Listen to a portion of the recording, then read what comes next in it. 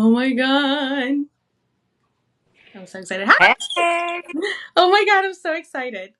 Oh, this is great. Okay. Perfect.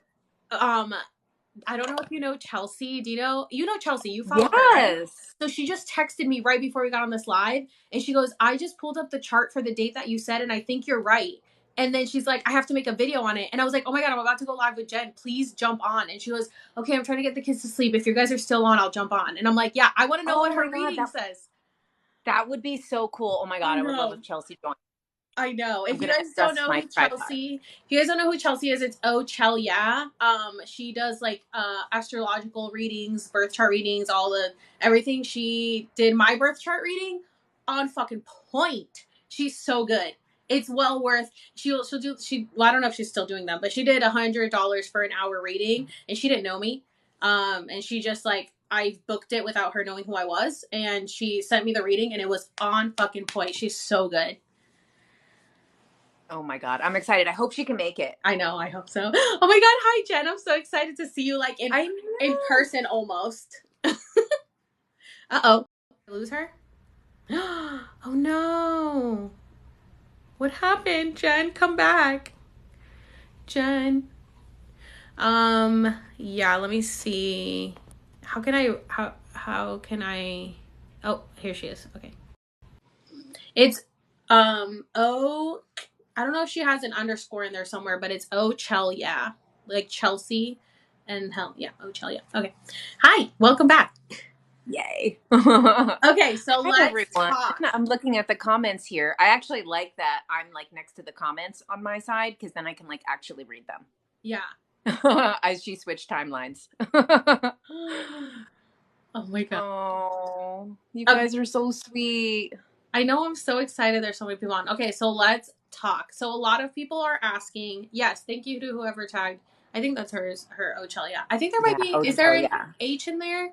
I'm not sure. Can we do split screen? Can we do split screen? I don't know. See if you can do that on your. Let me see. Well, it's already on. Yeah, so the reason that we couldn't do like a regular joint live is because for some reason, my TikTok has just been out of control. They literally are like barely letting me post anything. And I sent Alex a screenshot. She's like, "Oh yeah, you could just set up a live here." It was just blank.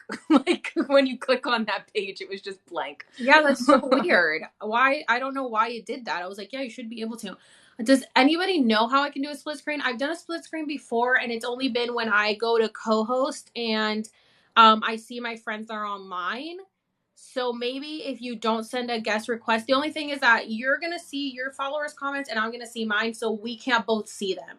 That's the only issue if we do a split Oh. screen. So if we do it this way, then we can both see everybody's comments.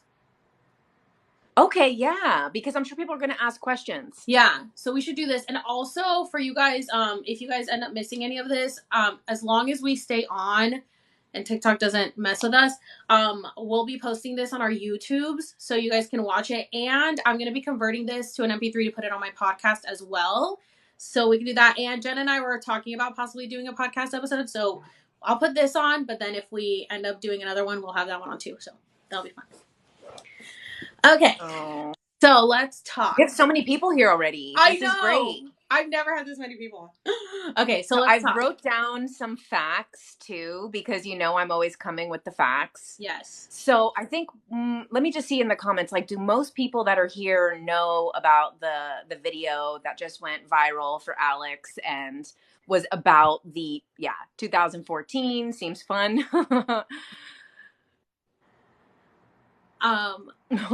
Okay, good. So a lot of yeses. Most people know. So we don't need to go really over that again. All right. Yeah, it's crazy. I'm so happy that you guys get it. I've gotten a lot of hate comments, which I just stopped reading the comments. There's like 20,000 comments. There's no way I could ever get through them. But I just stopped reading them because I'm like, the girls that get it, and the ones that don't. And I'm not here to convince anybody. It's just like, if you get it, you get it, and if you don't, that's okay. I'm vicious with like blocking people. The slightest bit of negativity in the comment, I'm like, you don't need to be here. I literally have like over 500 people blocked. So for me, I've probably even blocked people who didn't even deserve it. Like I was like, you know what? I don't like your tone. You are That's it. definitely way better than I am. My sister has been telling me forever, like, just block them. And I'm like, I have this urge to fight with people about, I can't help but like tell people, like, come on, use your brain. So And you know, I feel like the negative comments also kind of like discourage other people from like sharing what they want to share in the comments. Cause like a lot of times people can't talk about like, I had a timeline shift. They don't have anyone in their life that they can talk about it with. So sometimes them leaving that comment is them being able to get that off of their chest. And if there's a bunch of assholes in the comments, are we allowed to curse? Because, you know, we're both on thin ice with TikTok. We're on very thin ice. We got to be careful. We got to be careful. Yeah. When I first started talking about all this stuff last year, I went live and my live got banned right away because I was talking about like the simulation and the Matrix, and they were like, banned. That's a trigger word. So, what is Phoebe D? She's like that big TikToker that she does like mermaid videos. She's actually my mutual. We follow each other. I think it's Phoebe D, right? So she posted a video about that word, the S word, being like one of the words that you can't put. So she would put it in her bio, and then her bio wouldn't get approved to update. So it's like that's one of the trigger words that gets you, which is very interesting. Yeah. It rhymes with stimulation. Apparently, you could say stimulation, but yeah, I'm surprised they let me have a playlist labeled it. Right. And the my live that day was called the M8 Tricks, so I'm not surprised that they banned that one right away. I love this. We didn't get notified that you were live. Oh my god, who's the Antichrist? You guys. Antichrist. I know that whole thing with the Antichrist. I honestly just like tell you guys what happened behind the scenes with that. After that happened, I got like a really bad feeling and was like, I had to meditate. And then I asked the Akashic Records, like, did I do the right thing by posting that video? And literally the energy that I got, my guides were like, I was like, oh shit, they're pissed. No. They basically said, even though like I know a lot of people enjoyed it, they said that basically that was information that not everyone was ready for. And when people have information before they're ready for it, it could have negative effects on them. So, you know, that's why I had to do the Earthshift series to make sure everybody knows how to get out of that dark timeline. Yeah, it's definitely not something that people aren't ready for. I was actually just pre-filming before this real quick. I had somebody that asked me, if the world ended, then where are we now? And that's like such a hard question to answer. But well, if it's just a hologram, right, we're kind of still we're like basically, you know, is it any different than like a video game where you know, yes, on a live in a video game, and then basically just you start over at the last checkpoint. Right. So my answer for those of you who are here and, you know, you're going to hear it first. What I said is so hard to explain in 3 minutes. I don't have the 10-minute option. Do you? No, I think it's only for videos that are fully uploaded. I don't think that you can record a 10-minute video yet. You can upload a 10-minute video. Interesting. Which only my backup account got it. They notified my backup that they have the 10-minute option. I'm like, great. Oh, that's nice. I don't know if I'm following your backup. I probably am, but my backup is Alex. Everyone go follow our backups in case we're gone. Yeah, my backup is mine is JK Ultra and backup. JK Ultra backup, yeah. And what's yours? Alex serves facts. Facts. So somebody asked me that, and what I answered was, listen, we're all on different timelines. Like, a lot of people are commenting, what if I didn't feel the shift? What if I didn't feel it? And I'm like, that's okay. That just means that you're not on this timeline, which is okay. It's just eventually, like you've said on your videos, people chose their path. So if Mm-hmm. your soul isn't ready to be on this timeline, then you will eventually get to it when you're meant to get to it.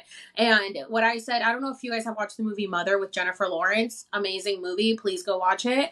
Nobody got it. It got horrible reviews, but it clicked for me the minute I saw it. I was with my friend in the movie theater and she was so confused. And I was like, how do you not get this movie? It's so obvious. Like, I saw everything that I was supposed to see. And the movie represents what our planet goes through. Like, yes, our planet like restarts. It's like a game. It just restarts. Like, let's try it again because we fucked it up this time. Let's try it again. And so I Mm-hmm. feel like we keep restarting because history keeps repeating itself because we keep doing the same thing over and over. And until we shift the whole higher consciousness and shift our realities, then things are going to keep repeating.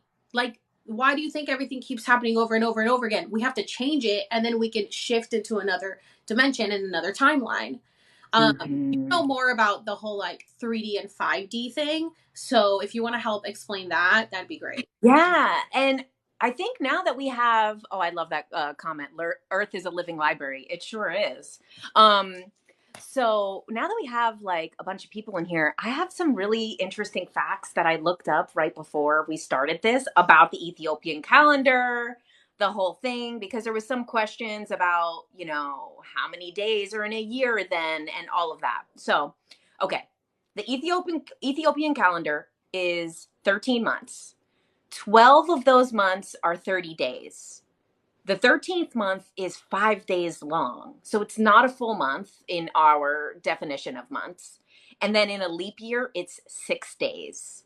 So just like our calendar, it's 365 days or 366. Do you guys know? I just learned this. Of all the digging I've done, I just finally put together 2 minutes before coming on here that leap years have 366 days. What? Like, like the fact that we say 365 and a quarter of those years are not just goes to show what crap time is in general, how it's just a construct, Yeah, it's and not like, real. where did the leap year come from? Like, why do we have a leap year? I don't even know. So that's because of it basically has to link up with the solar year. So where the sun reaches back to the same point. So they say that's the reason that they got rid of the Julian calendar, was because it wasn't linking up with the equinoxes and the solstices on the days they were supposed to be. However, there's a little conspiracy around that. So the Protestants felt that the Gregorian calendar was being implemented by the Catholic Church so that they could discredit the Protestant movement. So I noticed in your video you had that it was 1582 that we started using it. But then when I looked into it, it took 200 years for it to get implemented into the United States, the UK, all of these countries that were basically English and their colonies. Um, so what's really interesting is in the year 1752 in the US, the calendar went from September 2nd to September 14th because they switched calendars. So they lost those days. They changed the calendar, and then that month was only 19 days because they switched calendars. We are living in someone else's imagination. That's why. That's true. Yeah. Yeah, I saw a video that said that, and I'm like, 100% we are. Like, people just make shit up, and then we just follow it. And I mean, that's kind of what's going on anyway, because it's really just our perception that's creating the reality. Mm-hmm. So it's like, you guys, if you were not using visualization, visualizing is just as good as really living it. Like, your brain can't tell the difference. That's why all of these things with like visualizing the new earth, visualizing the higher timeline, manifesting the life that you want, you really have to visualize those things because the matrix is going to just reprint into that Yeah. eventually. Yes. And like, I just have to say that this is 100% true. If you guys aren't following Road to Roses, she talks all about how to manifest and how to change your perspective on everything and how to visualize. Like, she has hundreds of books on how to manifest and how she achieved Wow. everything that she has. And my sister's the one who got me into manifesting, but she's been doing her vision boards forever, like years, and she has accomplished everything on her vision boards and her dream boards. And just before I moved to San Diego was the first time that I drew mine, because I'm not good on the computer and I didn't want to clip magazine clippings, and I was like, I want to draw it. So I drew mine out, and I'm not kidding. I drew that in, what was it, right before I moved here in June. In June of 2020, I drew it, and everything on that drawing that I did, everything came true, to the point where I wanted to, I drew what I wanted for an apartment when we moved here. I wanted to have like 2 assigned parking spots, because California is so hard with parking. I wanted to have washer and dryer. California is so hard with washer and dryer. I wanted 2 separate rooms. I wanted a like divide in the layout. I didn't want the rooms next to each other. And at last minute, I decided to put the living room in the middle of the fucking apartment. And it just so happened that I got literally exactly what I drew out. The living room, the laundry room. The laundry room was literally in the middle of the apartment. It made no sense. And we were like, it was because it was a duplex, it was a house turned duplex. And so they just added the laundry room to the middle of the, like in between the kitchen and the living room, and it was so randomly there. But I was like, my sister's like, why did you have to draw it there? And I was like, I didn't know. And she's like, you have to. You're like, I'm testing the hologram. Yeah, and I didn't realize. She goes, no, everything that you put will happen. You have to be specific. Don't just say like, oh, yeah, I want this, and then not be specific, because you may get it, but it might not be what you want because you weren't specific. And you also can't put anything negative. Don't be like, oh, I'm not gonna lose, because your brain is hearing lose. That's the main word it hears. So then you lose. So you have to say, I won. And you have to say it as if it already happened. And then you win. So this year, I did my vision board. I drew it this year on January 16th. And I drew on there that I wanted to reach. First, I did it on the computer. My sister did it for me. And I said I wanted to hit 250K for my year goal. And I hit it yesterday. So I already hit that. And because of this Ethiopian calendar video. How fucking crazy. And then I drew it. I said, let me just draw it, because I feel like drawing it is better than just doing it on the computer. I drew it, and then on there I drew 500K. And I was like, damn, that's like reaching really high. But like, no, well, it's a vision board. Like, who cares? Just aim high. And now I'm like, I may hit that by the end of the year. Like, you guys. And that's like what, I don't know if you follow any of Vishen Lakhiani's stuff. He created Mind Valley. I'm a big fan of his. And he talks about that if you don't have something on your vision board that you're afraid of, like you're actually afraid of whether it's possible, and it actually scares you at the idea, like, I don't even know if I could do it, then you're not doing it. You know, like you have to do some goals that are very logical, and you have to have at least one goal that is like completely more than you think is possible. Yes, always, because the way that I see, I watch a lot of like manifestation videos and how to do manifestation and everything. And a lot of them say like, first of all, it's literally just having faith. Like, just believe that it happened, because it's your dream reality. Like, the only thing that is stopping you from accomplishing your dream reality is your own limiting beliefs. It's your own brain stopping you. So if you're just like, yeah, like, I don't know, there's another girl on here that's like, oh, I live in my delusion all the time. Like, I used to just be like, yeah, I won that grant. Yeah, I'm going to this college. I already got accepted. And she hadn't got accepted. But everything she said came true because she just believed that it would happen. And I'm like, this is literally this is how I've been able to change my perception on everything, is just manifesting. Because when you're constantly being like, oh, everything is so bad for me. And I get it, because the first 33 years of my life, it was all bad for me. But I also feel like it was part of a karmic cycle that I had to go through, because who knows why I chose this. Like, eventually we'll find out, why did I choose this life? Why did I choose to go through the trauma I went through? Why did I do all that? But I think it's to get me to where I've been now, because had I not gone through all that trauma, and everything that I went through, I wouldn't be where I am now, because I wouldn't have experienced the things to get me to realize all the things I'm realizing now. Like, everything has a reason. Everything has a purpose. Like, me losing, not losing, but there was a whole thing that went on with my first account where I pretty much had to start over on this account from the bottom, build my following. Like, this following is not the same following from my first account. This is a whole new following that started for me. And I had to start over with new content, and I was doing things that nobody else was doing. And I was getting told I was going to get sued, and that I needed to take my videos down, and that all people were threatening me. And I'm like, I don't care, because if I can't do what I want to do and I can't make a change in this shitty planet, then it's not worth living. So I'm just going to keep going because it's the only thing that's getting me through. And I believe that eventually something good will happen. And I feel like now we're starting to get there. And the fact that this video blew up, like my first video that hit 1 million was on April 1st. And I had manifested, I want to hit 100K by the end of March. I hit it on April 1st. And then I said, that the fact that I hit the first million on April 1st and then now this one is at 13 million and the year starts in April, it's like it all makes sense. It's like I'm starting anew. Like I had to go through the last 3 years through so much to get here, but it really does work. You guys gotta manifest what you want. Okay, I see a couple people asking some questions too. They said one person asked if it works if it's a digital vision board. I do think so. Okay,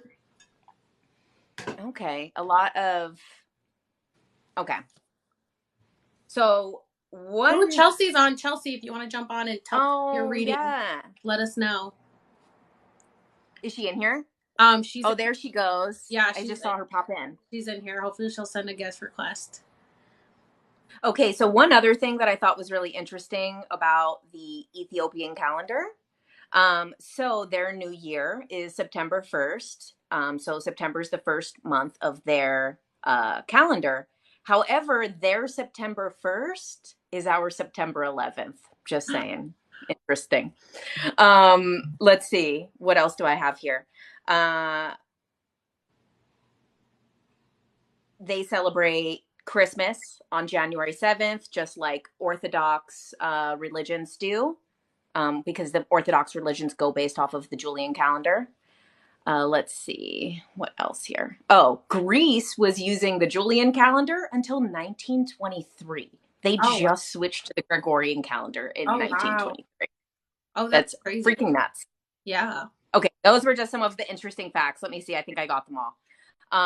Also the Jewish calendar, which is from 3761 BC. So even older than all of them.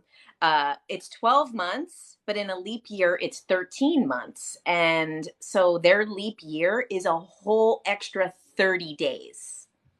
Pretty interesting. Oh, wow. So they have 384 days in a leap year. Crazy. Okay. Those were some interesting facts that I wanted to, because some people asked just like some other questions about like, what is the 13-month called? I'm like, I don't know. All of the names are in Ethiopian. Yeah, I don't know how to say it. They all have different names in Ethiopia for the months, but if I'm going to translate it to English from just reading it, it's Pegum. It's Pegume. That's what the 13th month is called over there. But yeah, I think it's interesting that it's only 5 days. Oh, guest request. Let's see if it's Chelsea. Oh, Chelsea. Okay, I'm going to connect Chelsea. Let's see. Is she coming on? Oh my gosh. Can you hear me? Yeah. Hey. Yes, it took me forever to figure out how to do it. I'm so old. I had no idea. This is our first time. Well, my first time too. Oh my God. Spill the tea, Chelsea. Let us know what you found out.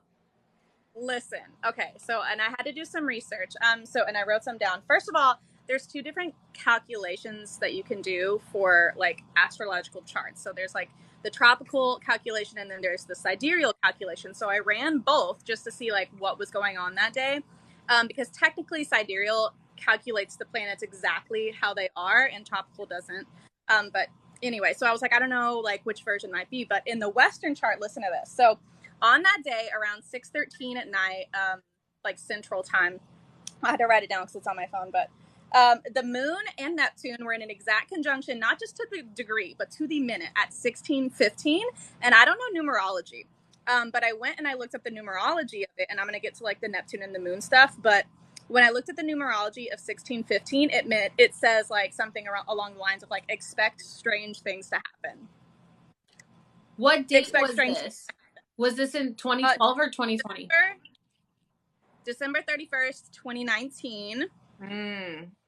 Yeah. So the day that you said in the video is the one that I looked up. Is there a different day? No. That would be it based on. Yeah, we just wanted to know what date you were looking at. If it was the December 21st, 2021 or December 31st, 2019. December 31st, 2019 is the date that I looked at, around 6:13. And so when the moon and Neptune get together, first of all, also it was sitting in the sign of Pisces, which is literally about the astral realm, about the outside, about things that we don't know out in space, literally. Neptune is very much like about spirituality, consciousness. Aquarius is also a little bit about collective consciousness, but mainly Pisces is about like spiritual consciousness. And so when they come into a conjunction with each other, which is what it's called when they get right next to each other, it like really intensifies and amplifies the energies of whatever zodiac that they're sitting in, and also like their planetary energies. And so not only is like, because the moon also, I know everybody thinks the moon is just about like your reactions and your emotions, but it's also about your subconscious mind and connection to ancestors. That's important. And then Neptune, again, is about like the planet that is literally just like about, like literally about aliens and anything in the astral realm. And so when they're sitting in Pisces, it's like amplifying this spiritual consciousness. And so when they come together, it's intensified. And the numerology of the 1615, when I like went and looked it up, I was like, what? Expect strange things involving like spirituality and like raised consciousness. It was fucking wild. It's also crazy that it was in Pisces, because that's essentially what we believe the age of Pisces ended and entering the age of Aquarius. Oh, exactly. Wow. Yeah, well, technically, a lot of people think that Age of Aquarius was a little bit before that, but there's like debate about it just because of the calculations. And then there was something else, but we also had a massive stellium. So we had, hold on. Yeah, so Mars, no, wait, no. Mercury, Jupiter, the south node of the moon is about collective karma. The sun, Saturn, which is about just generic karma, and Pluto, which is like really big volcanic shifts, which we would heavily associate, if you're talking about like an earth shift, we would probably associate it with Pluto if we're talking literally. And it was sitting at the top of the conjunction, so it was like the top girl, like, hey, look at me, like I'm about to fuck shit up, I'm at the top. And so Pluto is like just like trickling down, and he's really heavy. And then we've got this massive conjunction of planets, which is about like expansion, the expansion of the mind. If the south node is there, it is also, it's not about like moving backwards, but it's about like what we have collected karmically as like a whole. And so we've got like the moon and Neptune going on over here, like trying to expand our spiritual consciousness, and that big conjunction of planets forcing it onto us and like not allowing us to like get away from it. And if we're looking at the chart with like the ascendant of Cancer at that exact time, it's happening in the 7th house of other people and contracts. The 7th house is about contracts, soul contracts. Wow. So it's just like, when I saw it, I was like, what? Excuse me? Yeah, and it's all happening in Capricorn, which is about politics. It's about societal structures. And it's literally when Pluto is sitting at the top of that massive stellium of planets in Capricorn energy, it's literally breaking down societal structures. It's just, I can't even like, it feels like it's like it's not real. Like I was looking at it and I was like, no way. Wow. So all that was and on the thing about the 31st. The thing about soul contracts is so interesting, because one of the things they talk about with the earth shift, with the new earth, is that the person's soul has already decided. So even if someone is like not awakened, their soul already decided whether they're shifting or not shifting. So it's so interesting that is such like a crucial day for a soul contract too, because basically everyone already decided. You don't have to worry about whether people are going to shift or not shift, because they made the choice already, even if they're not consciously awake right now. You know, a lot of times people ask about like, what about my children? They don't understand what's going on. Like, you don't need to know. Some of us need to know, because some of us have to create the timeline. We have to manifest it, visualize it, and all of us kind of get on a similar wavelength to be able to create it. But like, you know, we've talked about 144,000 is what's needed. And then when you really look at it, it's less than that is even needed to create the timeline. So, you know, exactly. It's so interesting, the soul contract thing, because that's literally what's happening. If you're on Earth at this time, you most likely agreed to be a part of this, or you're going to, you know, leave before. You said in your videos about the Earth shift that there was certain like years of souls that came. Mm-hmm. Didn't you say there was like in the 80s? Yeah. So that's from Dolores Cannon. She talks about the 3 waves of volunteers. And one thing, Dolores Cannon's daughter always says that the years are not that strict. As what Dolores said, Dolores gave like very specific years. And then her daughter said, like, no, it's not only those years. It's kind of like big chunks came in those years, but some people came a little before, a little after. So they say like the first wave came in like the 50s and 60s. And those were like the original people who kind of like started a lot of these trends coming to the Western world of like raising consciousness, spirituality, yoga, psychics, a lot of those people. And then the second wave was the biggest wave, which is a lot of people in the 80s, most of the 80s, which is why, you know, we see that happening now because most people born in the 80s. I know me and you are, Alex. I think, Chelsea, I think you're probably 90s, right? And that's like that whole like group of that generation, mostly of millennials. That is, we see the changes now that, you know, millennials are in our 30s, you know, we're starting to see the consciousness changing. So that was like the second wave. And then the third wave is like the crystal children, which is basically, they say, from like the 2000s onward. And those are the kids that have like the highest abilities, but they kind of needed the consciousness to be raised before they got here because they're going to like come in fully with their abilities. And a lot of those kids, they say too, have, you know, they appear to maybe have some type of, you know, autistic tendencies or stuff. And it's really because their soul is just not from here. And they're not going through the whole like karmic process that the souls before were. So they're just kind of like tapping into where they're originally from. I swear Exactly. these pandemic babies, they're like legit aliens. Like pandemic babies like are born awake and they're just like, I'm here again. Like, all right, let's do this thing. Let's get it over with. They're so ahead of us. They're so smart. Yeah. It's true. My, All the kids are so smart. my daughter is nonverbal autistic, and I swear to God, every time, like I started collecting crystals when I was pregnant with her, and I've never been drawn to them ever. And I was just like kind of collecting them. I was like, you know, they're nice. I'll try and work with them a little bit. And then she got here, and she would place them in places, and I was like, okay, what is that? Let me go look up what that is. And she's 3, can't speak. And I would look up the meaning of it, and the area she put it in was like exactly what it should be used for. Wow. And I was like, okay, I see you're trying to tell me something. And I have to jump off to go take care of her really quick. But this last thing that I wanted to tell you about, which is really interesting. So on that December 31st, 2019 day, the North Node was in retrograde in Cancer, and Cancer is about women. So I think the people that shifted were mainly females. Females. Is it shocking? It's not shocking. Over feminine energy and females and women. It's just like, it can't get more obvious. Okay, so now, Chels, next time you need to tell us when the men are going to shift because we need them. Well, like, yeah, struggling. Okay, some fighting power. Lilith had just moved into Aries on that day, which is typically like, I mean, a little bit masculine energy because of Mars. But I'll be looking at the Mars transit. Be doing some videos. Wait, can I ask you something real quick, Chelsea, before you get off? My Cancer is in Lilith. What's that mean? Mm-hmm. Oh my God. A full ass reading. Lilith is you said your Lilith is in Cancer. Lilith is Cancer, yeah. Lilith is the whole symbolism of Lilith is that, like, in the Garden of Eden, she left because Adam wouldn't let her be her full sensual sexual self. She wanted to be his equivalent. So it's very much about like fighting the patriarchy, and it's kind of like the female equivalent of the Mars warrior energy. So when you have Lilith in Cancer, it's very much standing up and fighting back the patriarchy for women with like an emotional touch. So being like really drawn and standing up for females who are in need, or anybody who has like a emotional, what's the word? Not devastation, like emotional damage. Okay, you're like the person like going and trying to help them and like really leading the way and showing women like the way that they should stand up for themselves. It really depends on what house it is in too. What's your rising sign? Taurus. But you Taurus, said according to like the other one, it would have been Aries. So I don't know. Yeah, this is the Vedic chart. I mean, for Lilith isn't really included in Vedic astrology, so it would be in your 3rd house.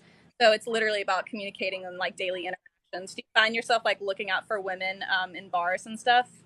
Well, I don't go to bars, but I'm always fighting for everyone. Right. Yeah. Your daily interaction. And also in like speech and communication. So since you're somebody who is very outspoken about like issues with corporations, it's not really surprising that you have it in the third house of communication. So, all right. Just wanted to confirm. Yeah. Just confirm that I'm a Kels, bad. thanks for coming. Thank you You're so welcome. much. You're welcome. We'll have If to you set guys... up another one when you have time. Yeah, definitely. We'll talk about another topic. Sounds good, guys. Bye. Bye. Good night. Bye. You know, And I see a lot of comments that are like, men too. Yes, of course, men too. There's also good men, you know, Yeah. of course. I think it's also when stuff is about like women and men, it's more about feminine and masculine energy as opposed to biologically male or female. Right. You know, it's like a lot of the men that I noticed shift and start to awaken do embrace their feminine energy and their feminine qualities. Not saying that they necessarily are feminine, some may be, some might not, but like also they have that kind of like that like nurturing feminine energy. You know, I feel that those were a lot of the men who opened up and shifted, you know. Yeah. And at the same time, obviously I have very like masculine energy. I'm lucky that I like very much look like a woman, but like I have very masculine energy. So I definitely battle with the things that men go through too. Yeah. I mean, I plucked my chin hairs before I got on live. Okay. So I deal with it. Okay. I definitely have masculine energy in the way that I don't care about being the stereotypical girly girl. Like, I just want to be comfortable in sweats and a t-shirt. Like, I don't want to have to get dressed up and wear heels. I don't want to have to give a shit about anything. I just want to eat and chill. And also in the way that like I just think like a privileged white man who like has no limits. Like, that's my mentality. I'm like, I don't care about your authority, just like any other man. So that's how I see it. But I think it's interesting that she said that because, like, if we are shifting into the age of Aquarius, it is all about feminine energy coming out and tapping into that. And everything, like, people are asking, what's the age of Aquarius? It's, again, shifting into more feminine energy than masculine energy. It's about connecting. Oh, the sun goes. It's about connecting with the earth, humanitarian. I love Aquarius women. My best friend is an Aquarius woman. Like, they're just such kind people, and they're most of them are like very into holistic medicine and vegan or vegetarian, very about, you know, saving the planet kind of thing. And that's the age that now we're shifting into, and that's where, if we all raise our collective consciousness, that's how we should all be acting.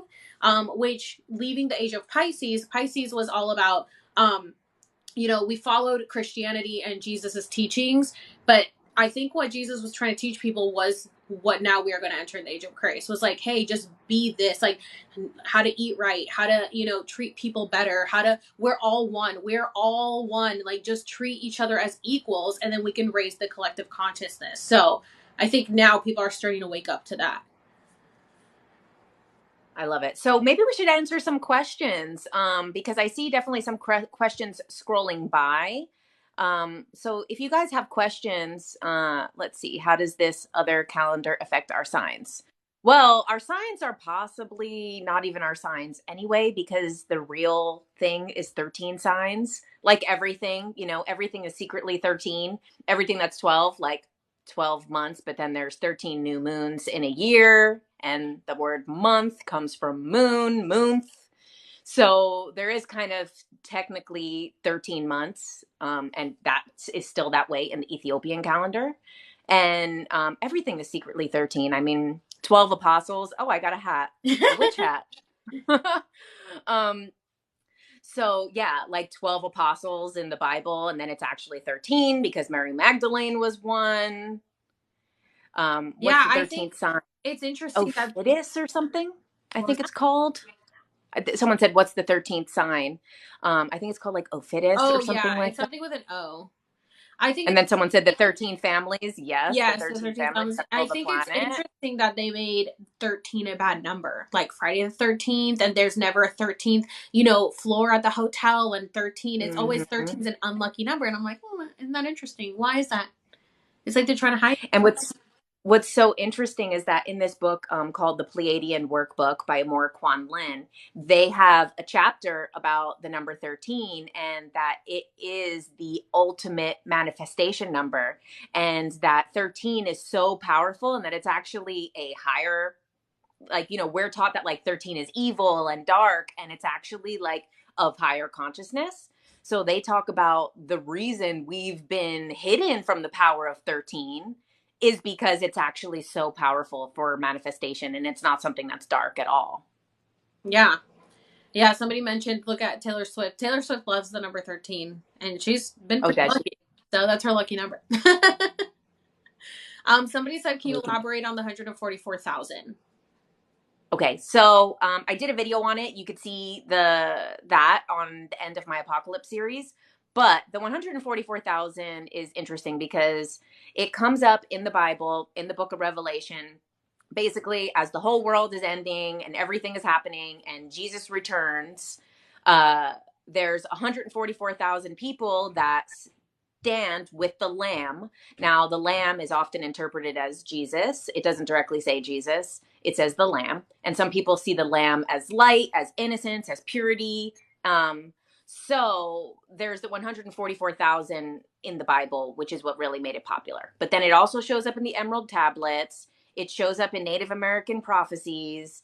It's basically shows up in every aspect of life. And then you see like 144 hertz is like a frequency that comes up all the time. And then you have, I mean, I think I saw too, like in that video, it's like even the Great Pyramid of Giza has 144,000 casting stones. Everything like the speed of light, they basically said like if you travel at the speed of light from air, that basically the speed of light would be 144,000. Mm-hmm. So everything keeps coming up with this number. But in that same Pleiadian book called the Pleiadian Workbook by Morquan Lin, they basically channel Ra, and you guys probably know Ra from the Law of One. And they channel Ra, and he says that basically 144,000 is the minimum amount of souls that need to reach Christ consciousness in order for the entire planet to shift to another dimension. And that basically those 144,000 is the minimum number to bring 20 million people to the new earth, because not everyone needs to manifest that themselves. So that's why that number keeps coming up. And they also say like the volunteers, those like 3 waves of volunteers and indigo children and star seeds and all of these things, those are part of the 144,000. But not all of them are going to be into spirituality. Some of them are Christians, some of them are Muslims, some of them are Jewish, some of them might not have a religion. You know, it's a lot of times people like try to take it as if it's only Christians, or it's only, because it does say the tribes of Israel in the Bible. So then they say, no, it's only Jewish people. And then, you know, I had people comment on that video, like it's only Muslims. And it's like, I mean, you really think that there would be just one? And then obviously, I mean, I don't know if it's in the comments yet, but then this is also a big trigger for Jehovah's Witness, which I didn't know about until that video, that that's a big part of their religion. And that they say that only 144,000 people go to heaven. Everyone else is screwed. So you better be one of them, or you all live in damnation. Yeah. But I was ranked that way too, as being Seventh-day Adventist. It was like, there's only going to be 144,000. And I was like, okay, no, whatever. Like, I didn't think about it because I just never believed in like the whole, I mean, I was fed the propaganda and I felt like I had to believe it. But in the back of my mind, I didn't believe it. I was like, I don't think so, but okay. I especially didn't believe in religion. My mom, I mean, I followed it because I was like, you know, manipulated into it. But my mom would like, you know, push it as like, this is the truth. And I'm like, but what if I had been born into Buddhism or into Judaism or into Hinduism? Like, what then? Does that mean that I would not be saved and I would go to hell? And then she'd be like, well, they worship false idols. And I'm like, okay. And like, what makes you right? Why do you think you're right? Like, I always questioned everything because I'm like, there's just no way. Like, there's no way that we're the only right ones. It's crazy to me. Somebody asked in the comments, so is Jesus returning us shifting into Christ consciousness? And I 100% believe that that is what it is. I personally don't believe that Jesus is going to come back like from the heavens like they've told us because of how the Bible was interpreted. I believe that it's all of us raising our consciousness and being Christ-like in that way, just realizing that we have that power within us. I agree that the second coming of Christ is humanity reaching Christ consciousness. Of course, you know, that's like something that people do get really triggered by. You know, people go crazy about that idea. And, you know, what does Christ represent? You know, it's the same thing that Christ consciousness represents, you know? And it's basically what he was trying to teach. So now if everybody could live in love, loving, their neighbor, understanding that we're all part of something and that what you do to others is what you're doing to yourself, is kind of the same thing as like unity consciousness, which is what, Christ consciousness is. It's unity consciousness. Yeah, it's exactly what it is. And yeah, it is very triggering for people. And we're not saying that like, I don't believe that like I'm the highest being. I think there is more out there. Obviously, we got here somehow. How did we get here? I don't know. I questioned that too. I used to ask my mom, who made God? And she was like, what do you mean? Who made God? Somebody had to make him. And she was like, I don't know. And I was like, okay, so why do we just believe it? Like, you know what I'm saying? Like, I was always questioning everything. So I do believe there is a God just because of what I've personally experienced. And I believe there is definitely a higher power that is controlling everything, or obviously we got here somehow. So I believe that. But I'm not saying I know everything. I'm just saying we want to act more Christ-like. And there's nothing wrong with that. It's the same concept of religion and Christianity, except without all the social Christian construct. And I know that now people are saying like, oh, spirituality is becoming the new Christianity. And I guess I can see how it can get like that, but it's like, I don't know. To me, I find so much more comfort in that than I did in religion. I think religion is so limiting. It's so many rules. It's so negative. Like the way that it was presented to me is just negative. Like, you better do it or you're going to hell. And it's like, why did you make me if you want to send me to hell? Like, why am I here? Like, it just doesn't make sense to me. Like, let me live this life in peace. But it's like, no, follow all these rules. So for me, spirituality just makes more sense. It's just like, just be a good fucking person. Like, it's not that hard. Just treat people better and try to like help as many people as you can. And if we all help each other, then we can make a difference. But everybody's so individualistic and selfish that then nothing ever gets done because everybody thinks for themselves only instead of thinking for the greater good. I agree. Some people are saying, how are you more Christ-like? How can you reach Christ consciousness? Honestly, I really think, there's a lot of things, it's healing your trauma, which usually means forgiving. You have to forgive the people who hurt you. Cause I mean, the worst thing would be is that you have to live it all over again in another life. Like imagine we've all been hurt, parents are terrible, like this is the reality of it. And if you continue to hold on to that forever, you're just going to have to do it again because you haven't learned the lesson. So yeah, forgive others who have hurt you. Yeah. Forgive yourself. Like someone is saying in the comments, love, it's basically understanding that we are all part of something. We are all one. And that basically, when you have someone that's being a jerk in your life, it's actually yourself showing you something that you need to reflect on, and that's like the same thing goes kind of back to the whole hologram thing and the whole simulation matrix thing, where it's like we're creating our own reality. So when things happen, we're creating them all the time. So the idea with a hologram that makes it a hologram is that the whole image is composed in every little part. So if you take a hologram and somehow we're able to like chop up a hologram, each tiny piece would have the entire picture with inside of it, which is kind of like what you talk about with like God's source, the universe, where we're the whole universe inside of us. But that's the same thing with a hologram. The whole hologram, each piece of the hologram has it all. And that's why they say, like, what's that quote? Like that the entire universe is in a grain of sand, because every little part has the whole. So reaching Christ consciousness is really understanding that like we're not separate from each other. Right. Anyone who's watching this right now, they're watching us, but we're a reflection of them, of what's going on in their inner state. So like a lot of people are like, I'm worried whether I'm going to shift or this or that. And it's like, if you're here and these are the things you're interested in, you're already reflecting that reality back to yourself. There's nothing to fear, regardless of what the outcome is, and then 2 worlds are open now. I saw it today. Yeah. We're on the right track. We are. Yeah. How do we know we shift the timelines? The thing is with the timelines is that you're constantly shifting timelines, like every day of your life. Every time you make a decision, you're shifting the timeline. However, when we're talking about 5D, we're talking about a collective timeline that is so much that we can shift to another dimension or another state of consciousness that's higher, that's more aware.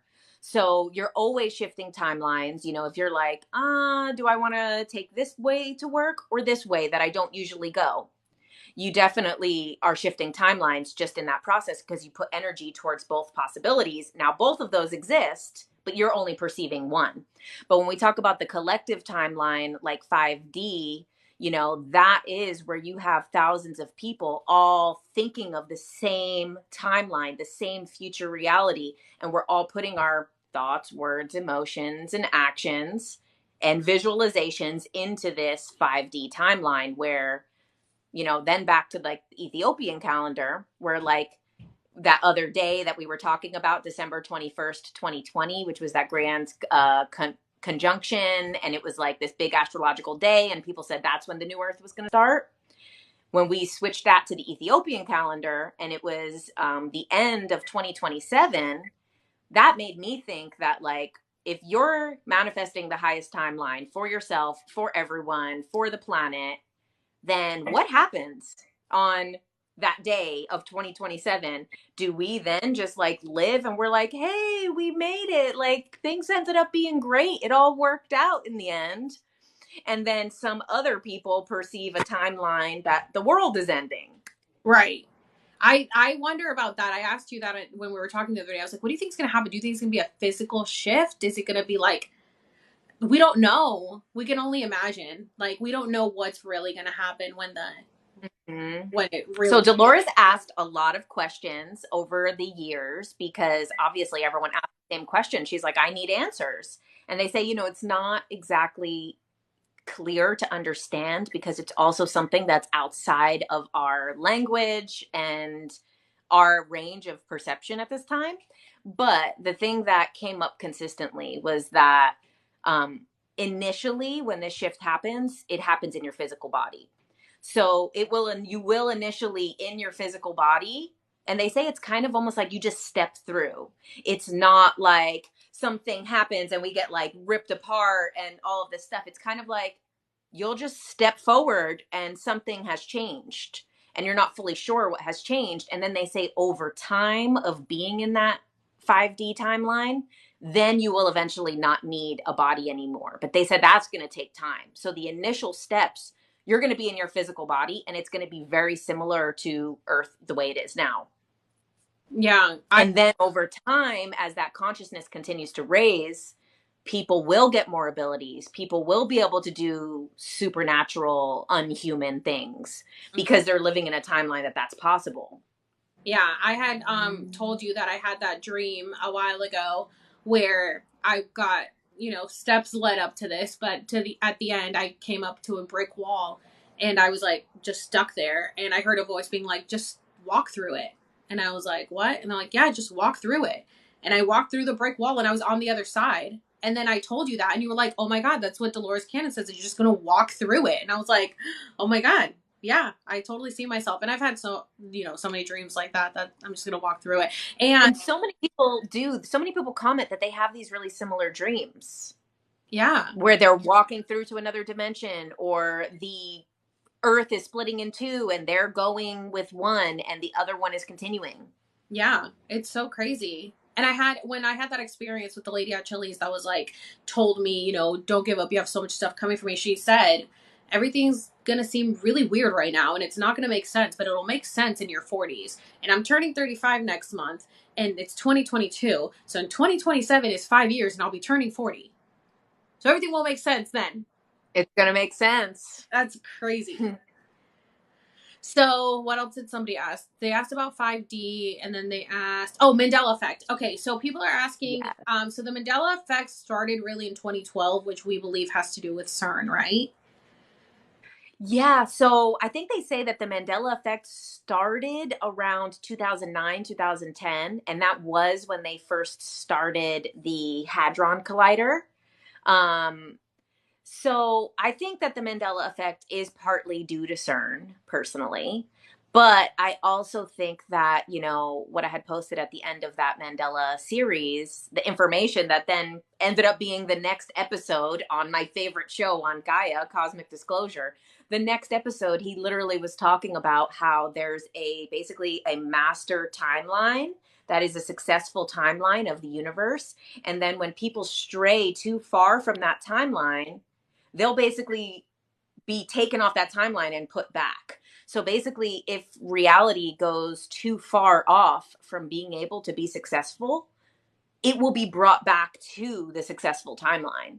So I'm also thinking that that's part of it, that CERN is playing a part with some of the things that they're doing with the timeline shifting. But I also think that there is something greater happening in the universe where the universe is not going to start over because humans couldn't get it on Earth at this time.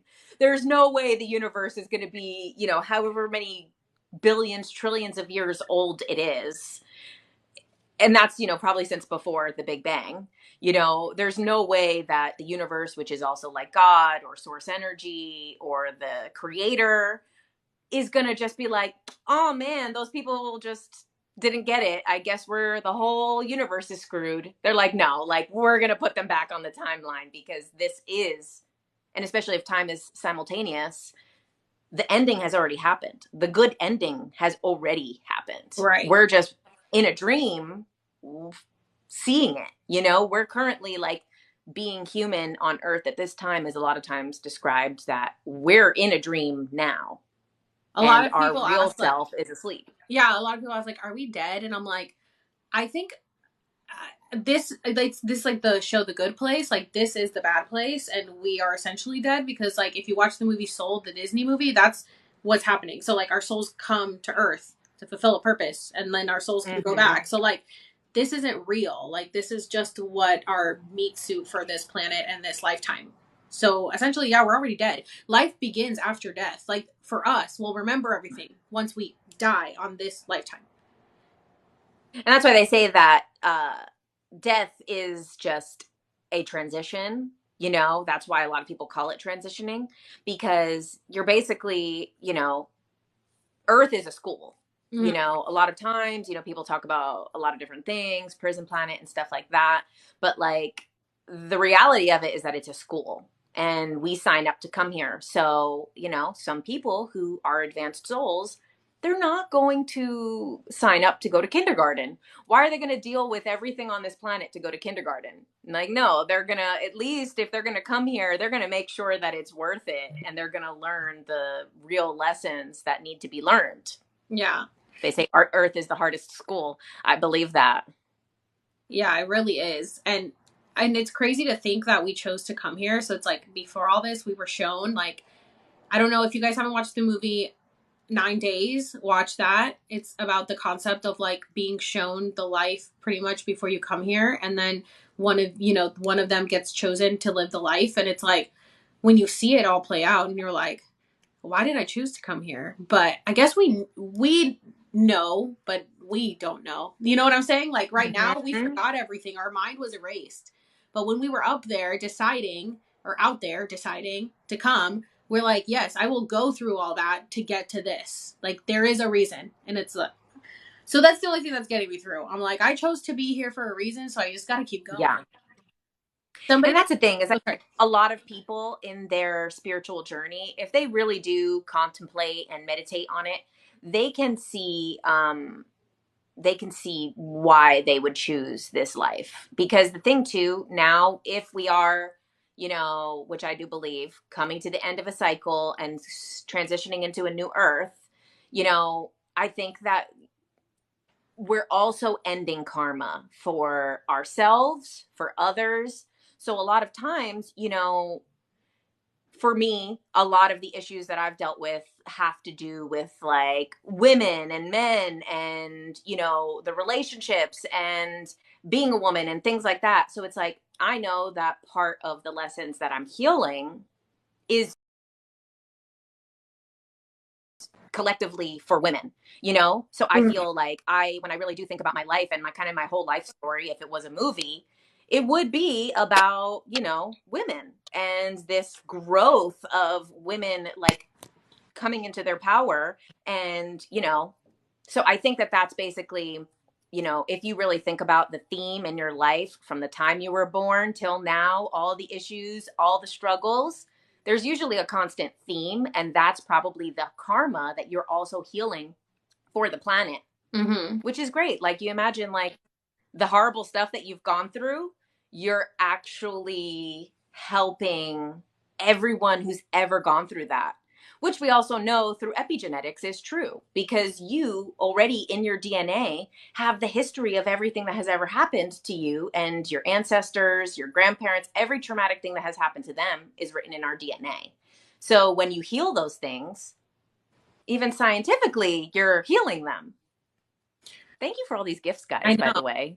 Somebody said, what does it mean? This is my first live, so I don't really know how it works. But well, this is a great live to have. Somebody said, if I constantly think about someone and then I'm always running into them, what does that mean? Which I think is funny, because I really do feel like we live in a simulation, because I watched your video.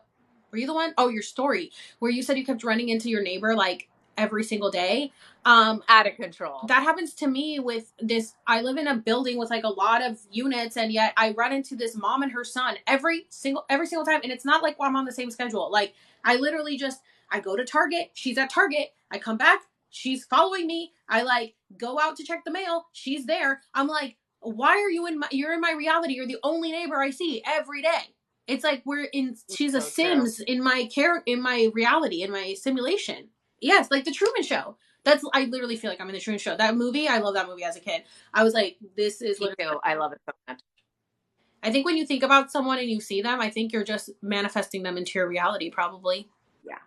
And I think that, you know, like when we talk about the whole thing being a hologram, you know, you're thinking about something and you're instantly reprinting. So like, if you guys haven't watching the Earthshift series, or we talk about the timelines, because basically what they're saying is that only now exists. And what that means is that the now is constantly reprinting, reprints.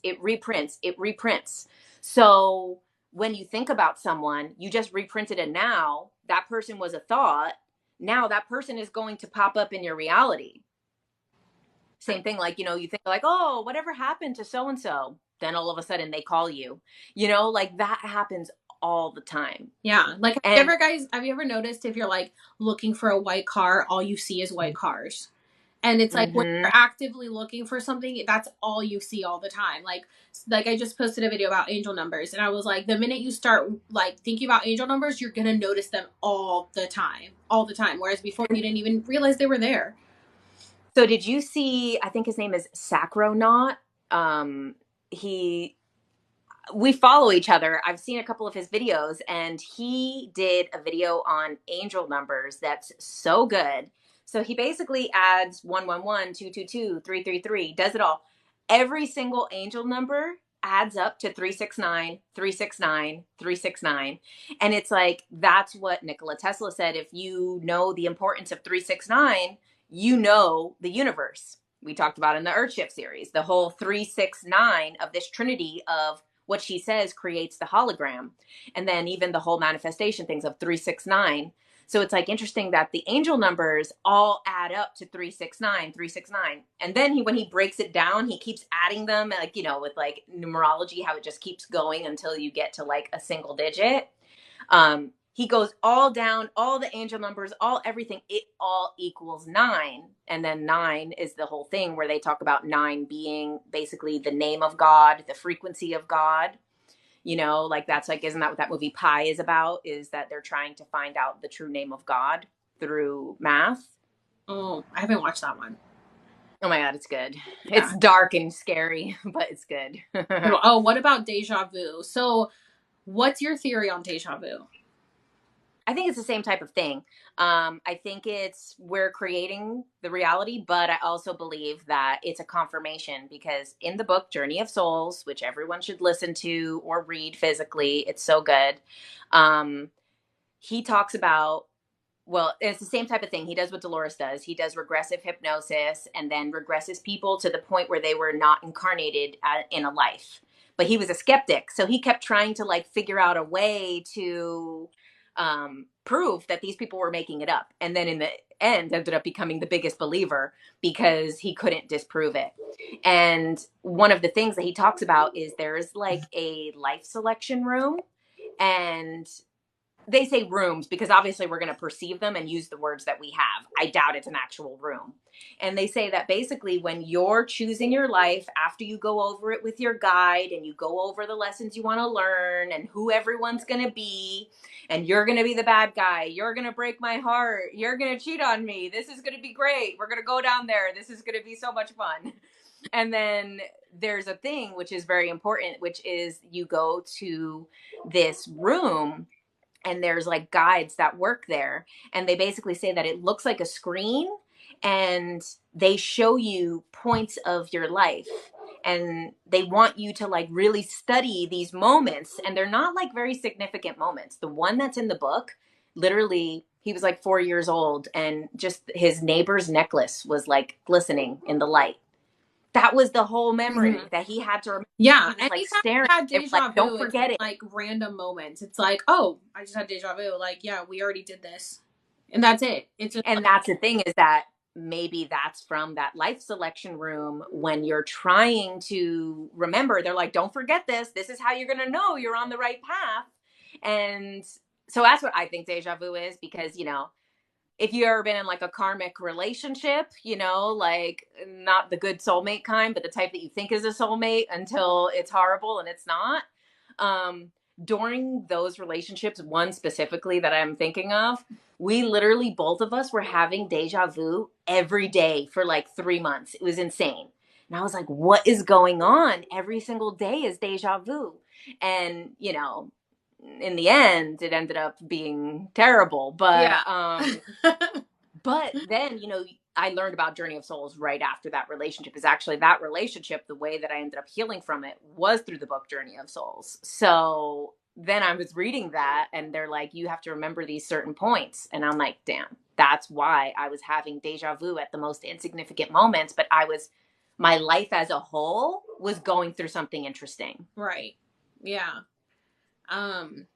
Let's see what else.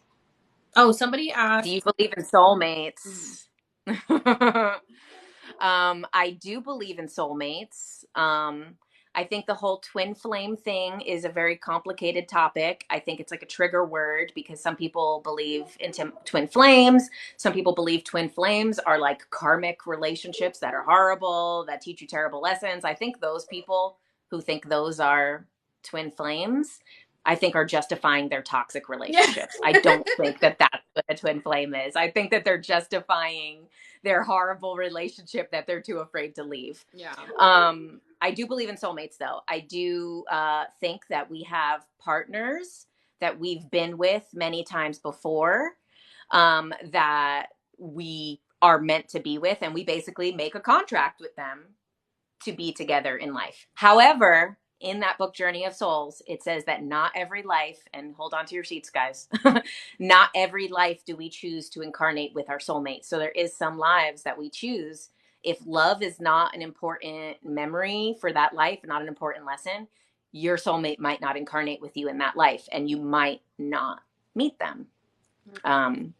Which has been a little bit of a fear of mine, but. So do you think that we have past lives if all time is simultaneous, or are we living in parallel universes? And that's where it gets so complicated, you know, is it's all happening at once. And so they are past lives, but are they happening right now?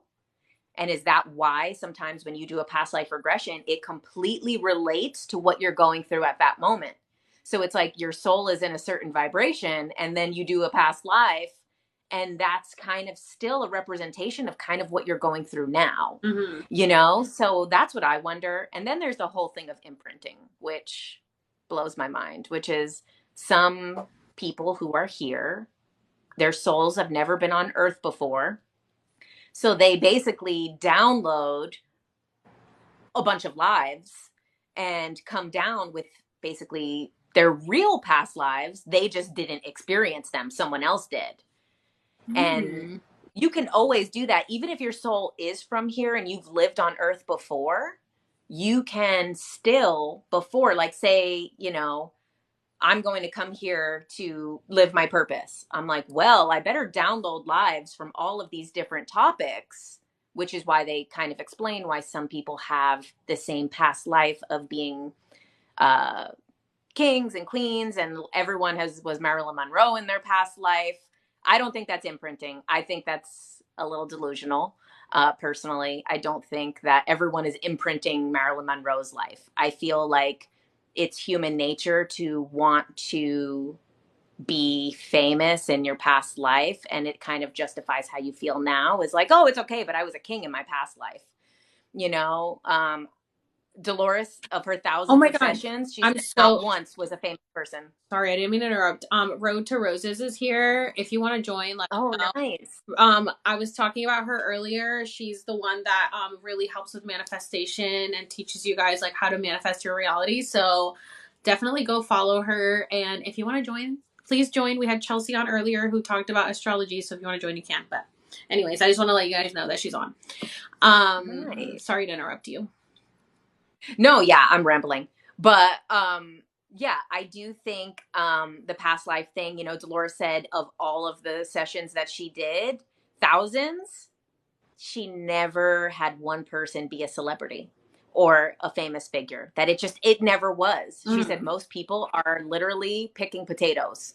Most people live very humble, regular lives thousands of times, and that she said there was people that regressed to being connected to kings or famous people, but it was never the person. It was always like someone who worked for them or with them or was related to them. So I personally sometimes am a bit skeptical when people are like, well, I was Cleopatra in my past life. And I know because I did a regression. I'm like, a lot of people claim to be Cleopatra for some reason. Marilyn Monroe on the wall. Like, it's true. I She's know. here. Look, she's right behind you. Yeah. She's everywhere. Oh my God. She's my whole wall. So it's so funny that you said that. Oh my God. You know what? I didn't even notice because I hadn't really looked at that. I was like, looking at you, wow, but the oh my. shade.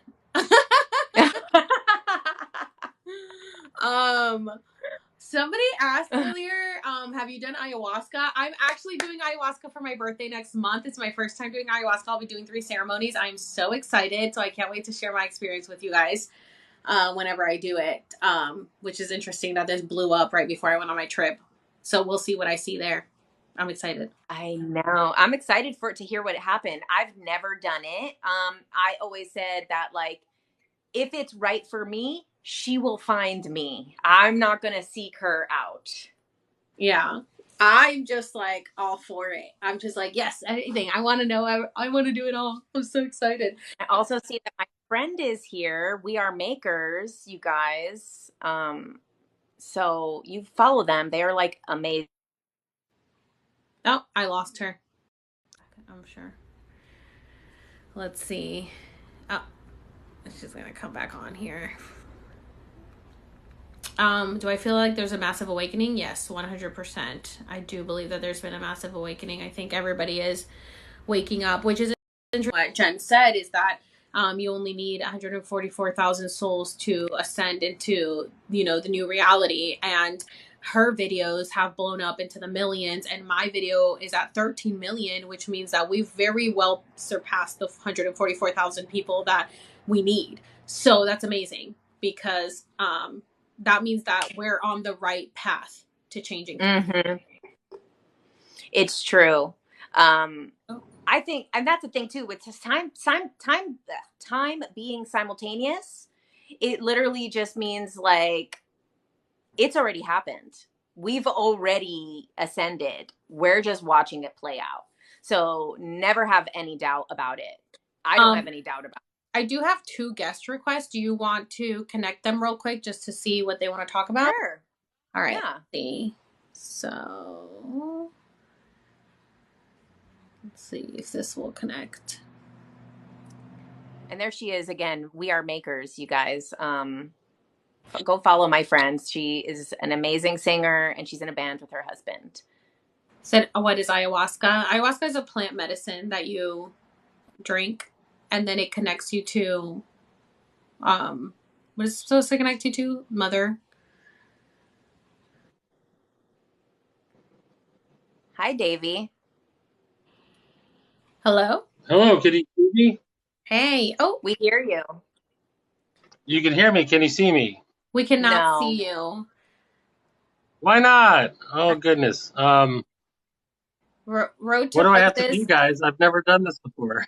You know what? I had the same issue. So when you first click to join, you have to go over to enhance, I think, because it Oh geez. automatically goes to audio.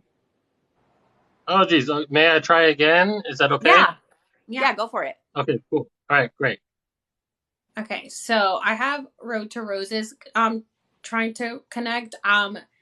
I'll add you after just because I can't add any more people after him and I feel bad because I already connected him. So I'll connect you after. But this is fun. Let's see. Yeah, she's gonna join after we talk to Davy real quick. We'll connect with her. Let's see if we can get him on. Ah, there we go. We can see you now. Hi. Hey. Oh my goodness. I'm so nervous, but like also excited. How you doing? I'm actually doing really great. Thank you for asking. You guys are my favorite, 100%. So I have a lot of things to say about this, and you can hang up on me whenever you want, okay, girly? But I went through something in 2019 that actually portrays to exactly what I saw your video about. I have followed Jen respectfully for like a long time. I love her. You're awesome. Thank you. Literally, like your videos are really. I have spent so many hours just watching them over and over because it's like it makes so much sense, and she makes so Oh, many good points. It's just like holy shit! Like, am I really truly like vibing? But anyway, enough about that. But like, I love you guys. Thank you for having me. oh, Um, thank you. so I would like to also put out there that I am a really respectable, normal, loving gay guy that has Asperger's. I have a touch of the tism, okay? But I have a very successful job. I work at baking. I'm taking care of my mom. I'm doing things, right? But, but before 2019 had happened, before this pandemic, right? My life was like super sweet. And then I went manic. Manic as hell.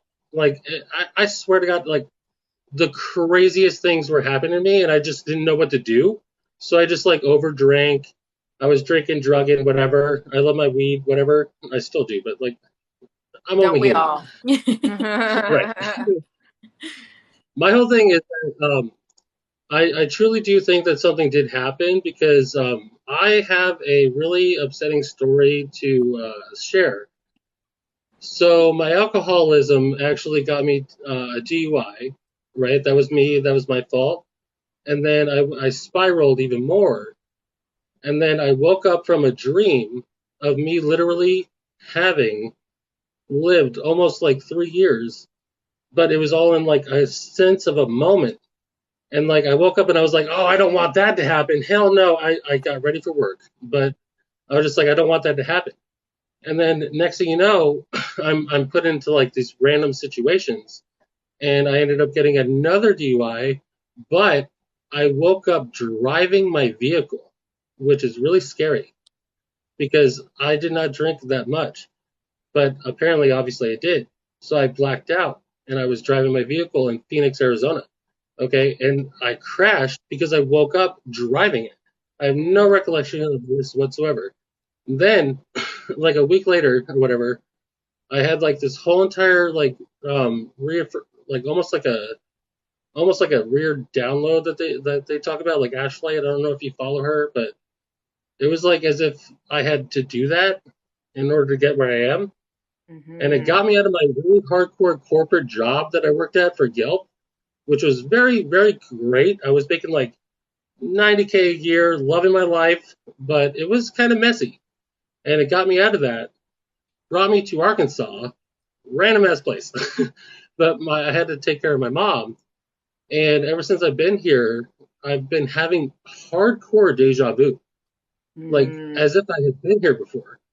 And I can't explain that whatsoever. So I'm nonstop, legit going through your videos, like trying to make sense of literally all of that. Because yes, it was my fault. Yes, I'm at fault. I might not be the greatest person in some people's eyes, but I am a really good soul. I just Of show some course. bad things. But things had happened. I paid for those. Like, everything's fine now, thank goodness. But it was awakening almost. And I legitimately have not been the same since literally New Year's of 2019. So when I saw your video, Alex, I legitimately was like, this shit is screaming at me right now. I don't know what to do about it. And then when I saw you guys were live, I was like, I have got to tell my story a little bit. I have not once ever put this on TikTok at all because I'm normally just a goofy sharer. Like, I just share things that are goofy. Alex laughed at one of my rainbow in the sky things, but either way, uh, I just didn't know what to do with it, and I figured I would share that with you guys because I had like a whole year where I was just kind of like in a fog, but I ended up actually getting to a better place somehow, Mm-hmm. even Yeah. after all that shit. I think a You lot know what of I mean? people Like, so I experience think that that. what you guys are saying is very strong. Yeah, I think a lot of people experience that. Like I said, I was at my lowest in 2019. A lot of people, like I've gotten so many messages, and I haven't even been able to read all the comments on my follow up to the one that blew up because everybody's sharing their stories, and everybody's like, "Oh my god, this makes so much sense." Like I was at my lowest in 2019, and I had my awakening at 2020, June 2020. Like, what the fuck is happening? So everybody resonates. Like, I think we all had to go through a lot of shit to get to make the shift.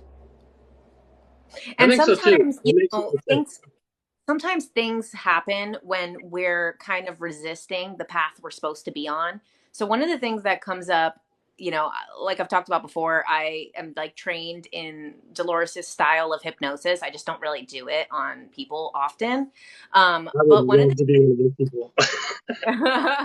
one of the things that came up during that training is like this example. This woman had a car accident where her car spun out of control, and it literally had so many repercussions in her life that were horrible for years to come, injuries and other things. And when she was under hypnosis, she was like, why did that happen to me? What was the purpose of that horrible experience?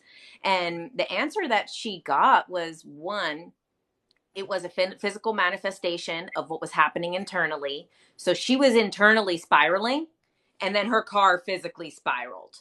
And that basically she was not on the path that she was meant to be on. She was not listening to her inner guidance. She wasn't following her purpose. She was in her state. She wasn't reflecting on it. She was just letting it build and build. And I'm assuming, in your situation is kind of similar. What usually happens when alcohol is involved is usually there's something internal that we're avoiding, that's building, that we're not addressing, something we're not happy with in our life. And then what's happening is, you keep trying to push it down, push it down, push it down. But you need to end up on your highest timeline. So the same thing like before, they say like you'll get redirected back to the original timeline.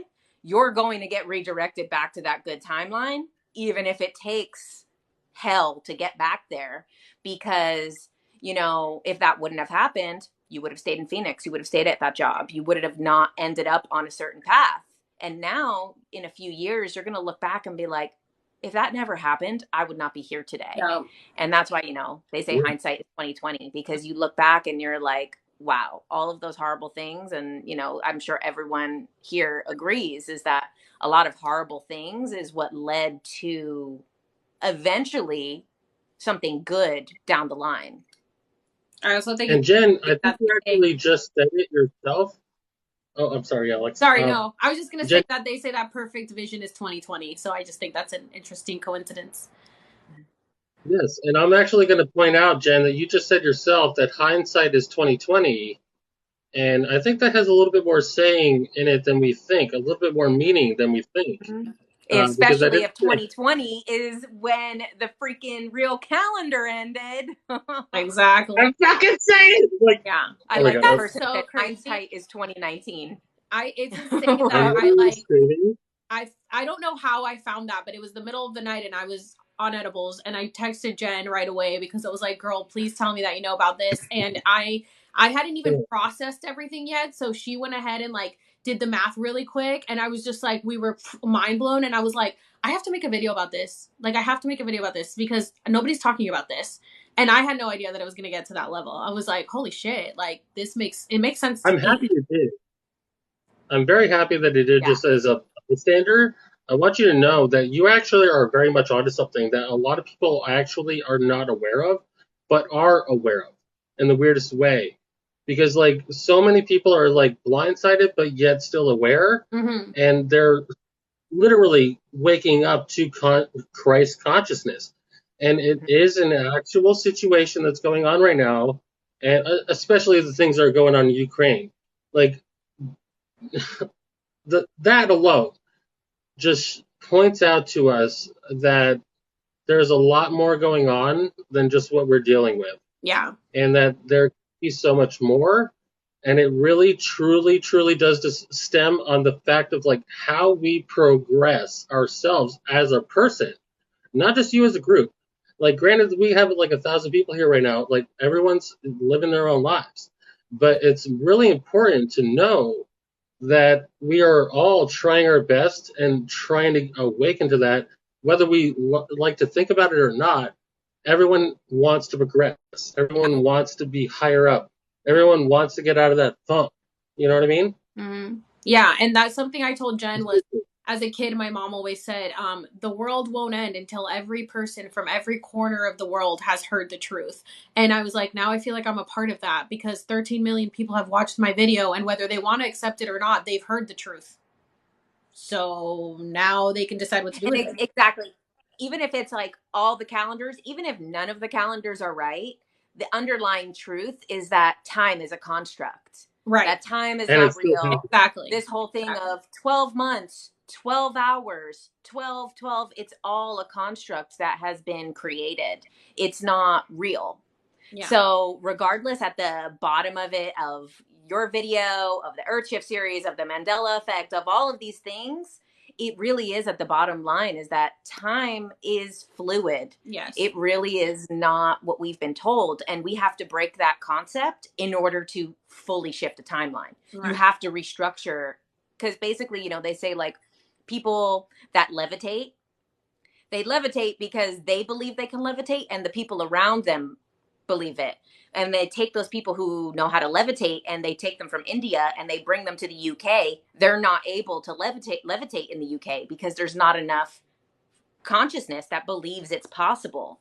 So we do need to reconstruct our idea of what time is, because that's the only way we're going to truly change time. Yeah.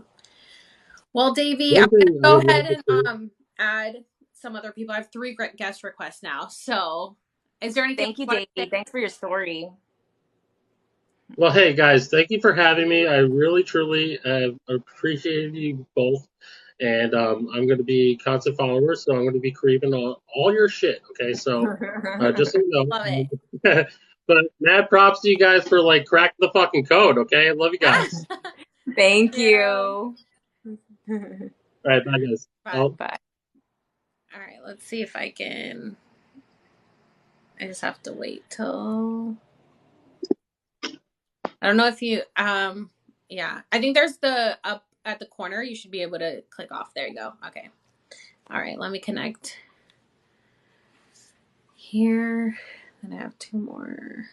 Hi. Oh my God. I was not expecting to go on here. I was just trying to hang out, but I'm here, I guess. Okay. Wait, can you say your name? Because I think I Yeah, forgot. Jonah. My name is Jonah Rose. Jonah Rose. Jonah Rose is my first name, yeah. Oh my God. So I was going to comment on the ayahuasca thing, because when you said that, I started freaking out. I'm in Washington, D.C. right now, and so one of the things we're studying is brain. So I'm in nuclear medicine for neuro, so I just study the brain, study the mind.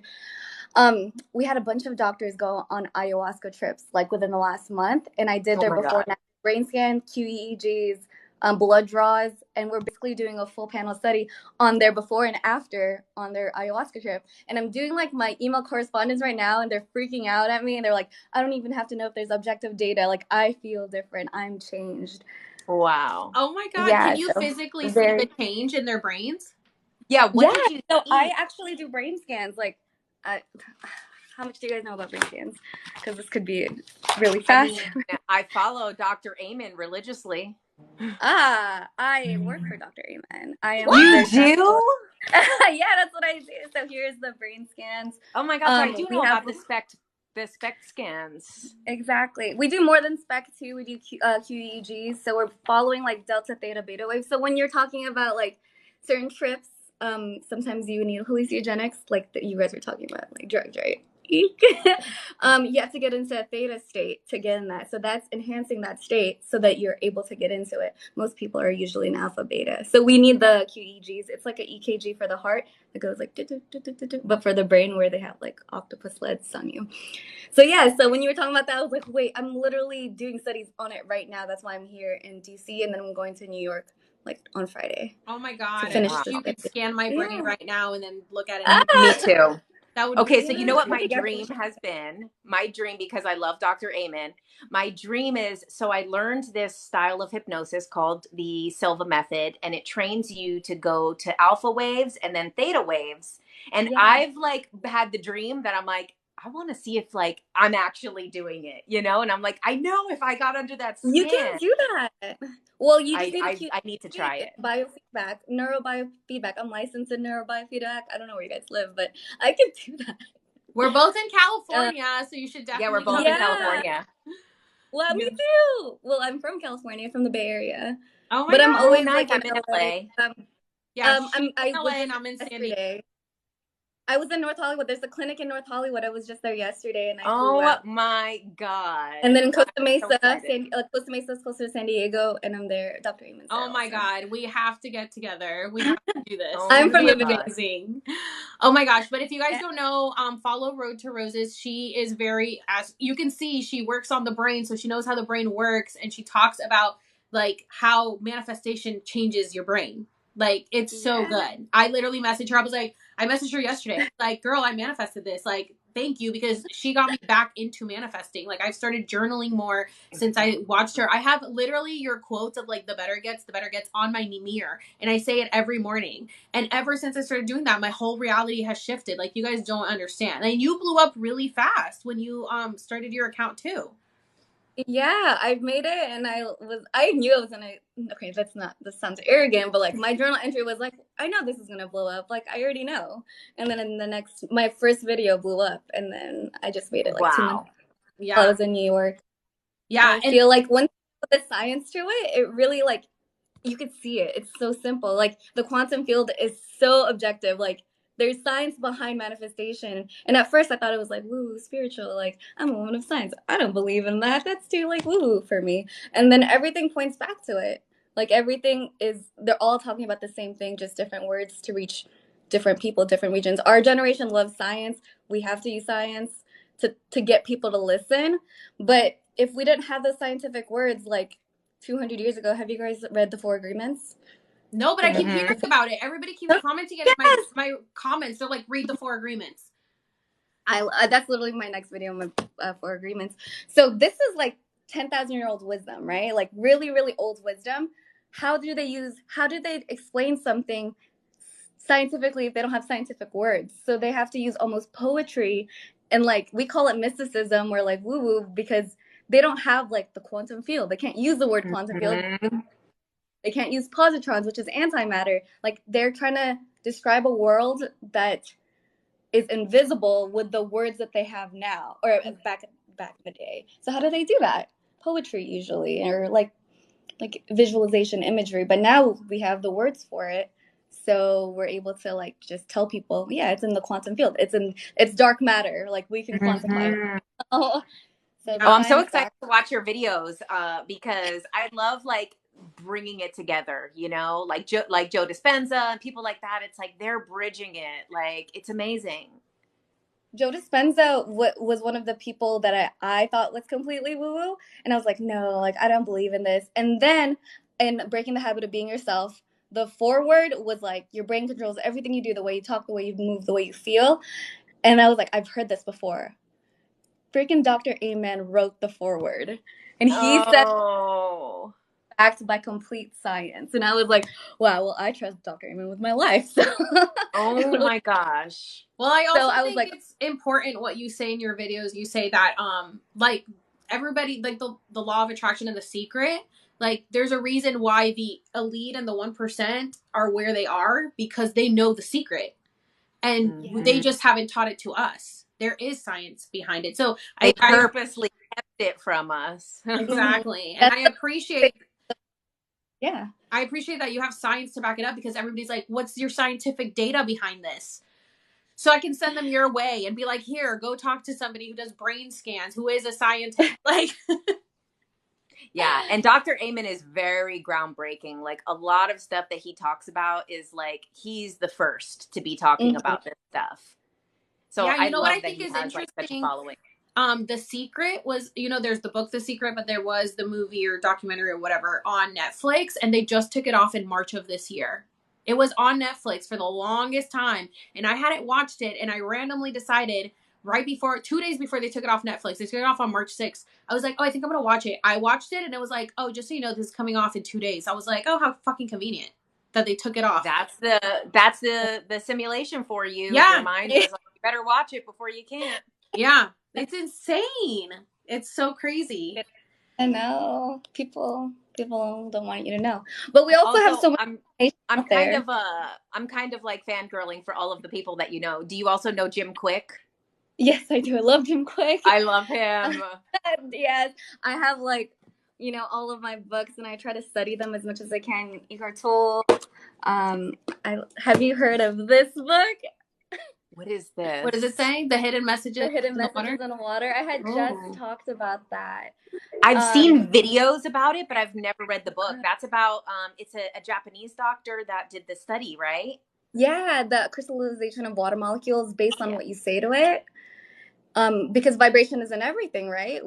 Everything vibrates at a certain frequency. So not just words, but location. Someone in the comments had mentioned like the heart chakra of the earth, or Bali's certain locations of the world are the chakras. So he crystallized different lake waters, and so each thing looks different. Each lake looks different depending on the region. Oh wow! Yeah. And the root chakra is not too far from you. It's Mount Shasta. Yeah, so maybe that's why I feel all spiritual. I love Mount Shasta. Thank you so much. Oh, awesome! So this is if you say thank you to the water. Oh my God! Then you're saying insults to it. Oh yeah, that's like the rice experiment where you take like 2 jars of rice. He wrote the rice experiment. Exactly. That's so crazy. Yeah, exactly that. Yeah. Okay, so what do we think about when it snows? Obviously, the snow comes down super beautiful like that. What is the frequency of that? That it's getting snow. It's like coming from the earth, coming from the heavens. Yeah, like crystallizes. Oh, my friend Emma's here. Hi, Emma. And we were doing, because of this study, we were doing blood draws, because your body is 70 to 80% water, right? And so what you say, not just to water, you are basically water. So what you say to yourself is really important and changes your body's chemistry. And just like we know that words can get us sick, words can also heal us. It's so true. And I've seen your pictures that you've shown. You're like, this is me before, and this is me now. And I mean, you look beautiful. This one, the before was 2020. No, really? That before picture was 2 years ago. I had a before and after when my life was dude, my life freaking crashed. That was 2020. Everybody went. That was the end of the calendar, apparently. It's insane. Joanna, somebody asked, I don't know if you know this, but they asked, do seizures have spiritual meaning? Seizures? Yeah, I don't know. They wanted me to ask you that. I do personally believe everything does. I don't think that science will back it up, but I do personally believe that everything does. That everything that happens, especially illness, physical manifestations, they're always happening for a reason. It's hard to say. I have a book called Heal Your Body that does kind of break down what your inner thoughts are, which are causing certain things around the body. I just know personally a friend, and I can't say that this is like general. I do have a friend that does experience seizures. And she just recently in the last year has kind of realized that she's like a healer. And she's kind of been running from this like idea that she's able to heal people and kind of been hiding from it. And she feels that when she was having seizures, sometimes she would kind of like see things that were not happening in that moment, see other times of her life and other things that hadn't happened yet sometimes. And she now feels that that is her kind of like being forced into that timeline of her being a healer, because now that she's kind of started to change her life, her epilepsy has basically, you know, she's been fine for a year now without any episodes. So I don't know, everyone is different, but that's just what, you know, me as a person who believes everything does have of meaning from what's going on inside of you is what you're experiencing outside. So that's just one example, but it could be anything. I will 100% agree with that. Especially we were studying Dianetics for a little bit. And so every single word that you use is correlated to an illness. And someone asked, like, headaches, we're using like Tylenol and acetaminophen and ibuprofen to block a headache, but we're not even going to the root cause of the problem. Your headaches and your body's trying to tell you something. So if you have a headache in the back of your head, it's low potassium. So it's like, should I just pop this Tylenol or just eat a banana? But most people like don't recognize what part of their brain is because, you know, we're not in tune to our body. We're just like, mask it. Let's mask it. Pharmaceuticals came out less than 300 years ago. We're entrusting it with our life. Wait, And because I so have a on headache the right now. So like, what does it mean when it's where right is it at? at my temple? Ooh, on the left side is liver. On the right side is low blood sugar. Top of the head is high blood sugar. I need to look through my notes again. I was talking to our naturopath. She told me Wow. over dinner, and I was like, I aggressively have to take my notes because they're talking too fast. But a lot of the things in our body is causing things like people with gut issues. A lot of people have a problem with their gut.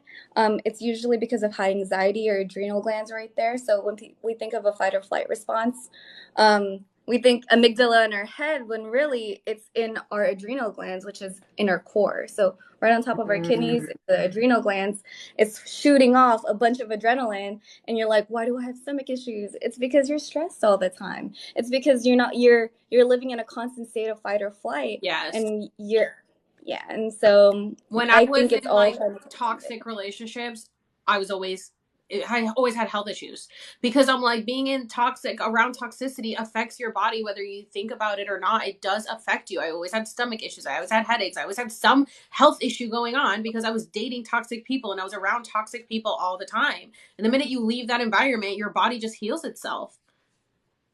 That's how I feel about my old job. I literally, like, every day driving there, literally was like getting a stomach ache. I'm like, why is my stomach hurting? I didn't eat anything weird, and literally was fine when I quit. Like, I was like, it was literally like causing me to have a stomach ache just driving there. Oh my gosh. Yeah, it's crazy how it can change. And they talk a lot too about like kind of resetting your nervous system, because what happens with anxiety is that you've like peaked and now you're up here. So you might have had something traumatic happen that brought your anxiety here, but now it's just a paper fell and you're going back here because you never reset your nervous system, which is why meditation and stuff like that is really important, because you have to reset the nervous system. Otherwise, you're literally just going to stay there. And then that's when it becomes debilitating, because everyone experiences anxiety. But when it's a disorder is when you're not able to get down from that state. And that's really just your nervous system needs to be reset. Yeah. We've done a lot of like a lot of therapies. It's mostly most of it is holistic, by the way. Like I did a lot of my brain scan work. I could show you my brain scan right now because my brain had a lot of anxiety, a lot of like the fight or flight response I was talking about. My amygdala is really, really hot, and then I had my rescan just the other month, and it was like completely clear. And all I was doing, nothing, no medication, and I was on anti-anxiety from like age 16 to 22. And I was on antidepressants. I was on everything, dude. And so I got off of everything and just focused holistically. And I thought it was a lot of my self-limiting beliefs that I had to kind of work on my shadow work. And after that, my brain looked completely normal. That's So do we need wow. medication? Some people, yes, because sometimes you need a Kickstarter to like someone who with attention deficit. Like you don't want to just take it off. You want to like low dose Adderall so that you can kind of kickstart the system. That's awesome. Yeah. I know. I feel like Western. Okay, I want to see your brain scan. Oh yeah, do you have it? Personal, but I'm so proud of it though. I can't believe that this is my brain scan, so I would love to show you. But at the same time, like, man, I'm so proud. And it's very personal. Let me see if I can pull it up from here. It's crazy because modern medicine just really like keeps us in this low frequency of like, it's just, we're not healing. We're just masking the issues. Exactly. If you read Dr. Amen's book, it's The Ends of Mental Illness. He talked about pharmaceuticals, and most pharmaceuticals came out in the 1960s, where basically, that was like less than 100 years ago. But now most households have it, or not anti-anxiety, antipsychotics, antidepressants, all of those things. Most households have it now. Why are we trusting this new drug that came out 100 years ago when like Eastern medicine has been used and proven for like 10,000, 20,000 years? Yeah, exactly. Yeah. And when we're coming up with our hypotheses, we're not like pulling them out of our butt, like, oh, let's just make this random thing. We're pulling from old textbooks. We're looking at scripture. We're looking at things that have been around for thousands and thousands of years. And now we're going to quantify it. We're not going to make up a random hypothesis from anywhere. We're pulling it from what has already been around. But yeah, I pulled it up. Someone So asked this if, is my brain scan. If you don't know what that means, let me see if I don't know if I can flip my camera actually. Oh yeah. This is my amygdala right here. It looks like normal. your brain is super active. Yeah, this is normal. Wow. And this one was mine in 2020. Oh my God. God. This is normal. So I got a rescan in January before I went to. Oh, I thought we lost. Oh, there you are. This was my rescan. Oh wow. Whoa. This is my rescan. Oh my God. That's incredible. Look, 2020. Oh my God. When did you get it done? What date? In August. In August. So this is like when the crap show was happening. Yeah. This was like in the middle of everything. Yeah. So my brain was like on overdrive, hyperactive amygdala. So right here is the amygdala, your limbic system, this big thing right here. When a normal amygdala is here, you need a healthy amount of anxiety so that you don't like drive 100 miles an hour or jump off a cliff, right? So you need some anxiety to keep you alive. But then like mine was like on overdrive. Your temporal lobes are these ones right here. It increases when you have like emotional stress. It's correlated to mood and memory, and then your prefrontal cortex is basically like the thing that goes no. It's like your gear shifters on a car. Wow. Anyways, what I got off all of my medication, and I did a lot of meditation. I did a lot of reading, and then I got into this. Wow, that's amazing. So I believe in the science. I believe in manifestation. I think a lot of it is the same, just different words to explain the same thing. Yeah.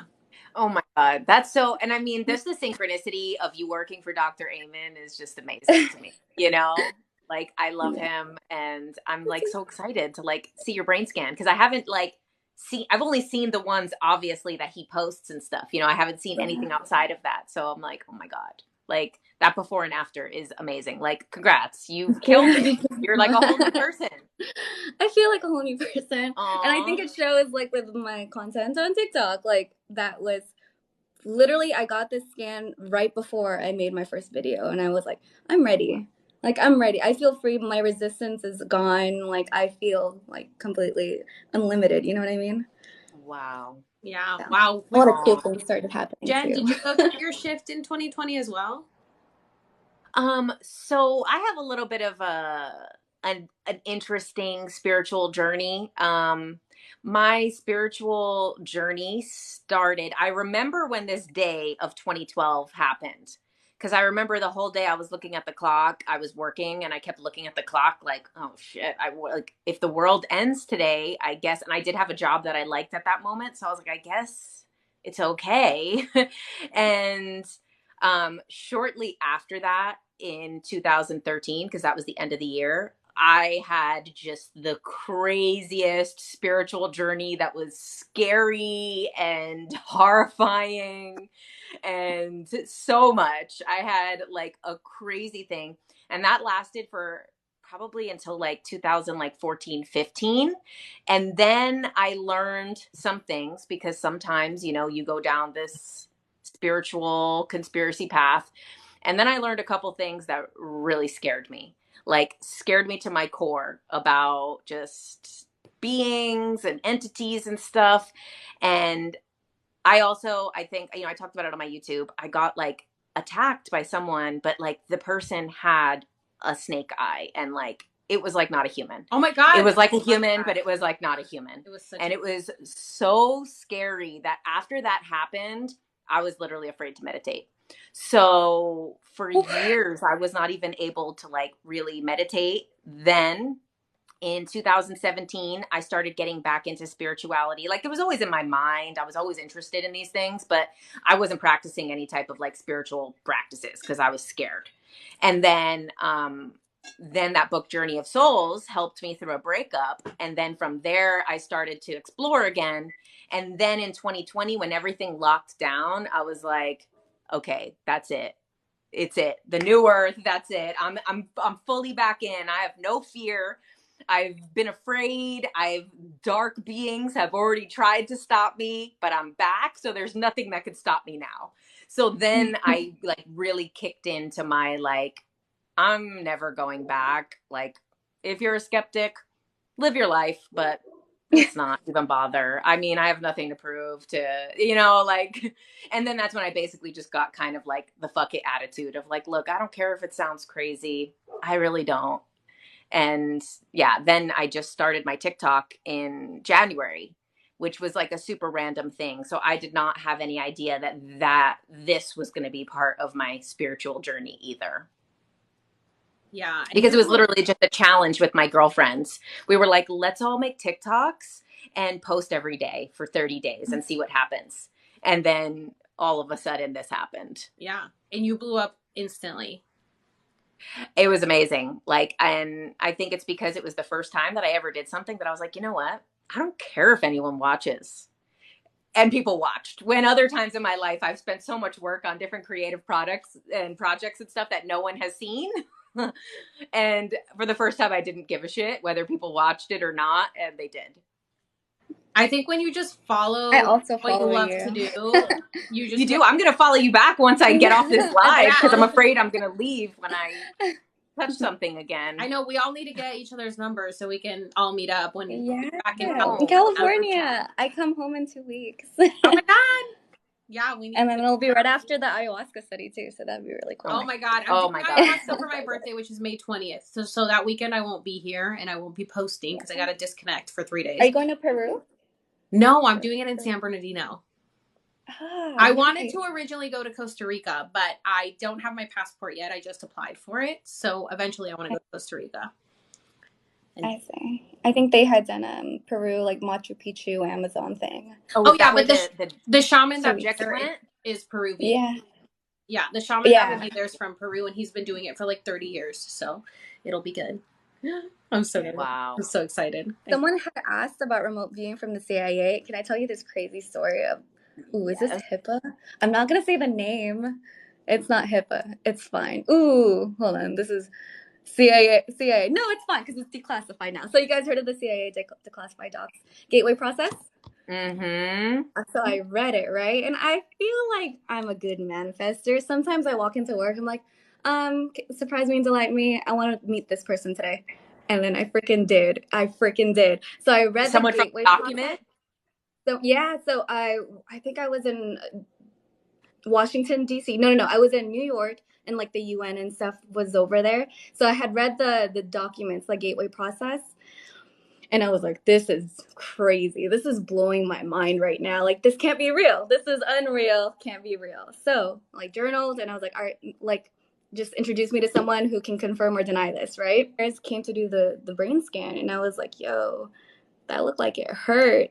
And he was like, no, I didn't really feel anything. And I was like, I'm looking at you and I'm hurting. Like, that looks painful. And he was like, no, they teach us not to feel any pain. And I was like, how do you teach me? Like, where? Like, what do you mean you don't feel pain?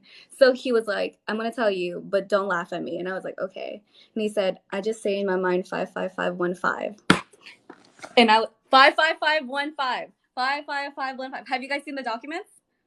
I've skimmed through them because Oh my I've God. used them for one of my videos, but I didn't read the whole thing. I only read about like the Devil's Tower made a stuff. Google Doc on the whole thing. If no one wants to read it, I have a Google Doc and I put notes on it.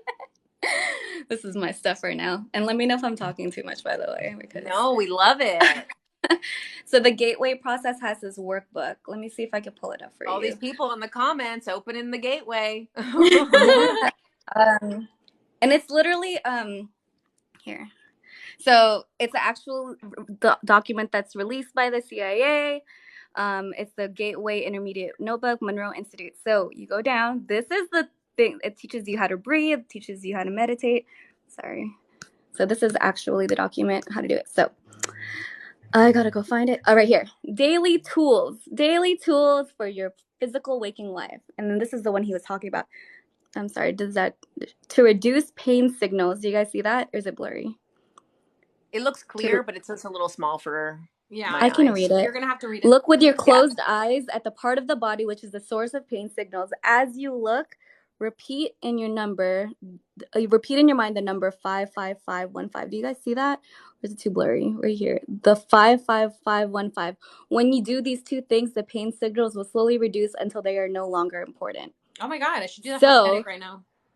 He said, repeat in your mind 55515. So we're just basically codes. Everything is a code, like the energy of the word 5, 5. And when we measure the frequency of each word, because each word is really, really important, the way that the energy comes out, they're like the sonics of it, right? It's a frequency. So 55515 is a code. And for whatever reason, that code reduces pain signals. This is released and approved by the CIA. And I literally have a Google Doc that this is... Because it's hard, it's hefty. I'm like used to reading like medical journals though, so it was easy for me to like notes on it.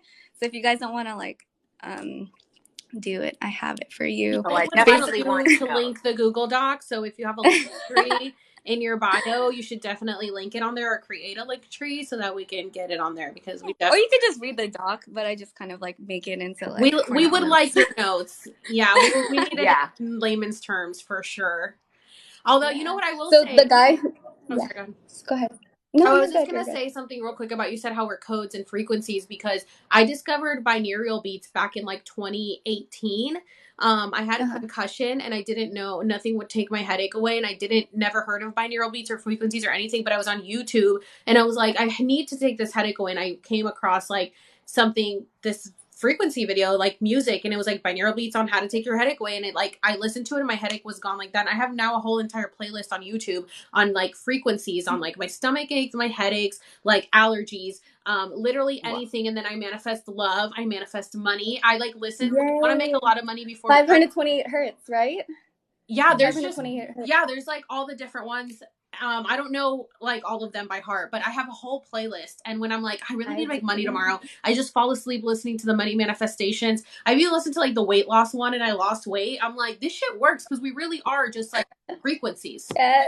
Wow. Yeah. That's it. Yes. I used to, sorry, I don't mean to cut you off. I'm so excited right now.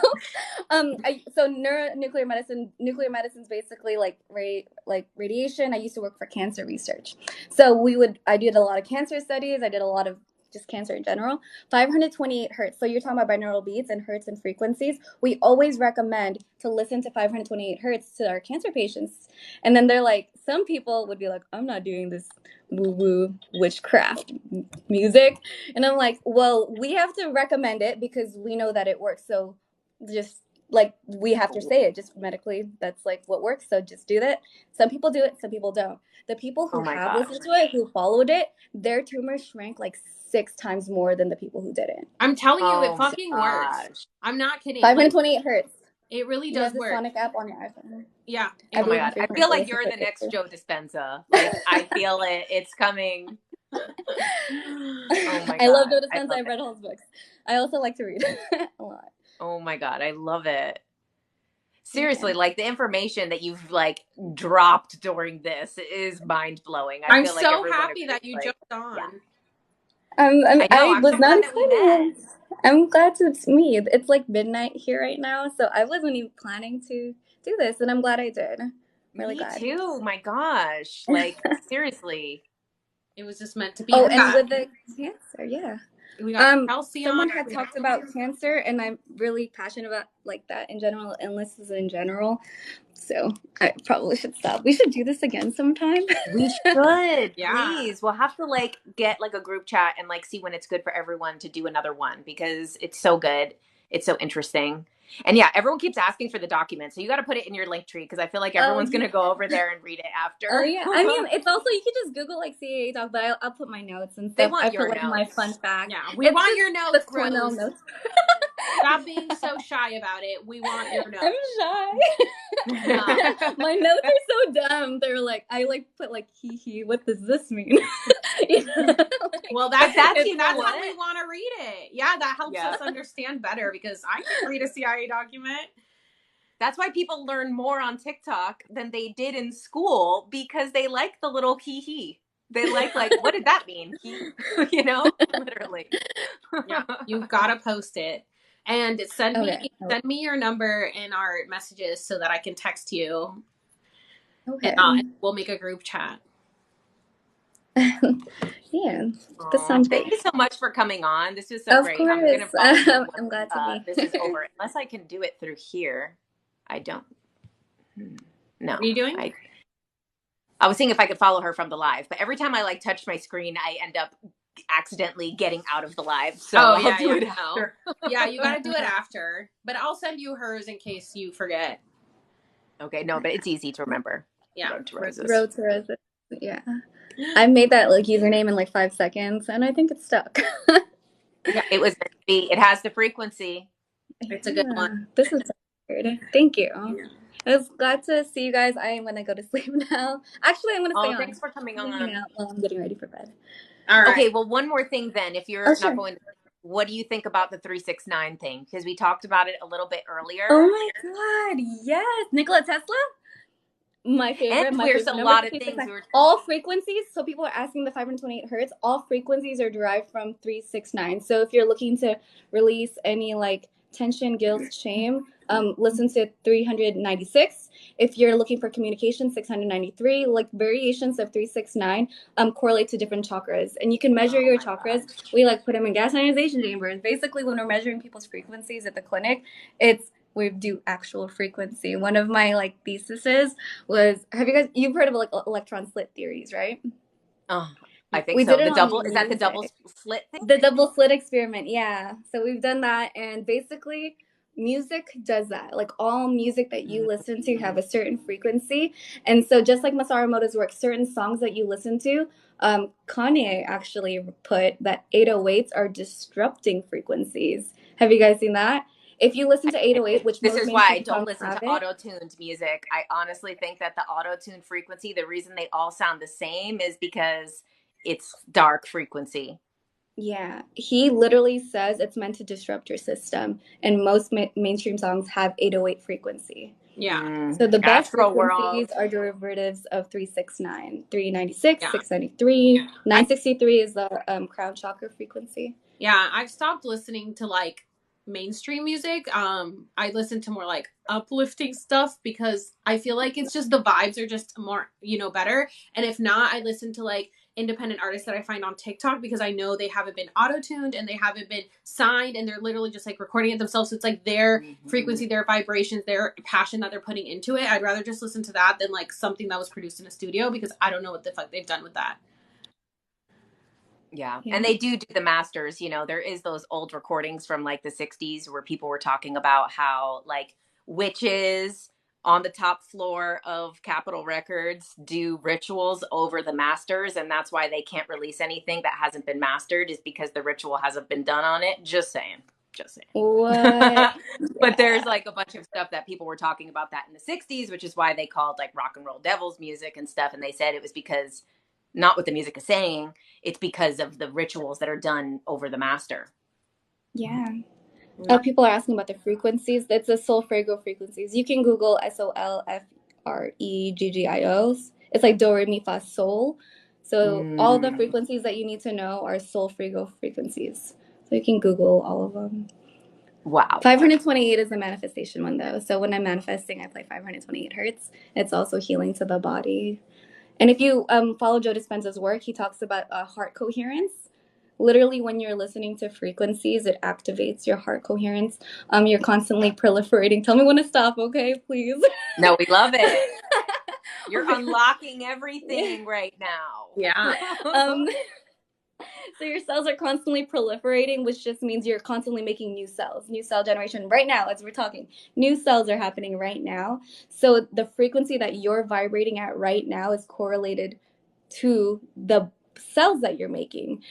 For example, if you're trying to like change your skin has a plasma half-life of like, I believe it's 2-3 weeks. You have a new skin turnover every 2-3 weeks. So if you're listening to frequencies, you can see your skin change 2 to 3 weeks versus your bones is 10 years, your heart is 20 years. So things turn over really, really fast. The ones that I believe everyone should do is blood flow, 120 days. You could change your blood plasma half-life is 120 days. So frequency changes that when you create new cells. So right now it's important. The cells that you're making now is responsible for the next 120 days. Oh my God. Yeah. Do you have videos about this? I mean, I just keep it in my head. I've never said it out loud. We need the videos. Yeah, we need them. You guys get nervous to shoot videos? Sometimes I start and I'm like, oh my God. It's like the imposter syndrome. Like, I love this stuff, but when I'm in front of it, I'm just like, imposter syndrome. Who is she? I don't know her. No, girl. Everyone in the comments, please make videos. We need the videos. We need all the videos. Yeah, what's the frequency for the blood flow? So it doesn't, any cell regeneration is 528. So I listen to 528 straight.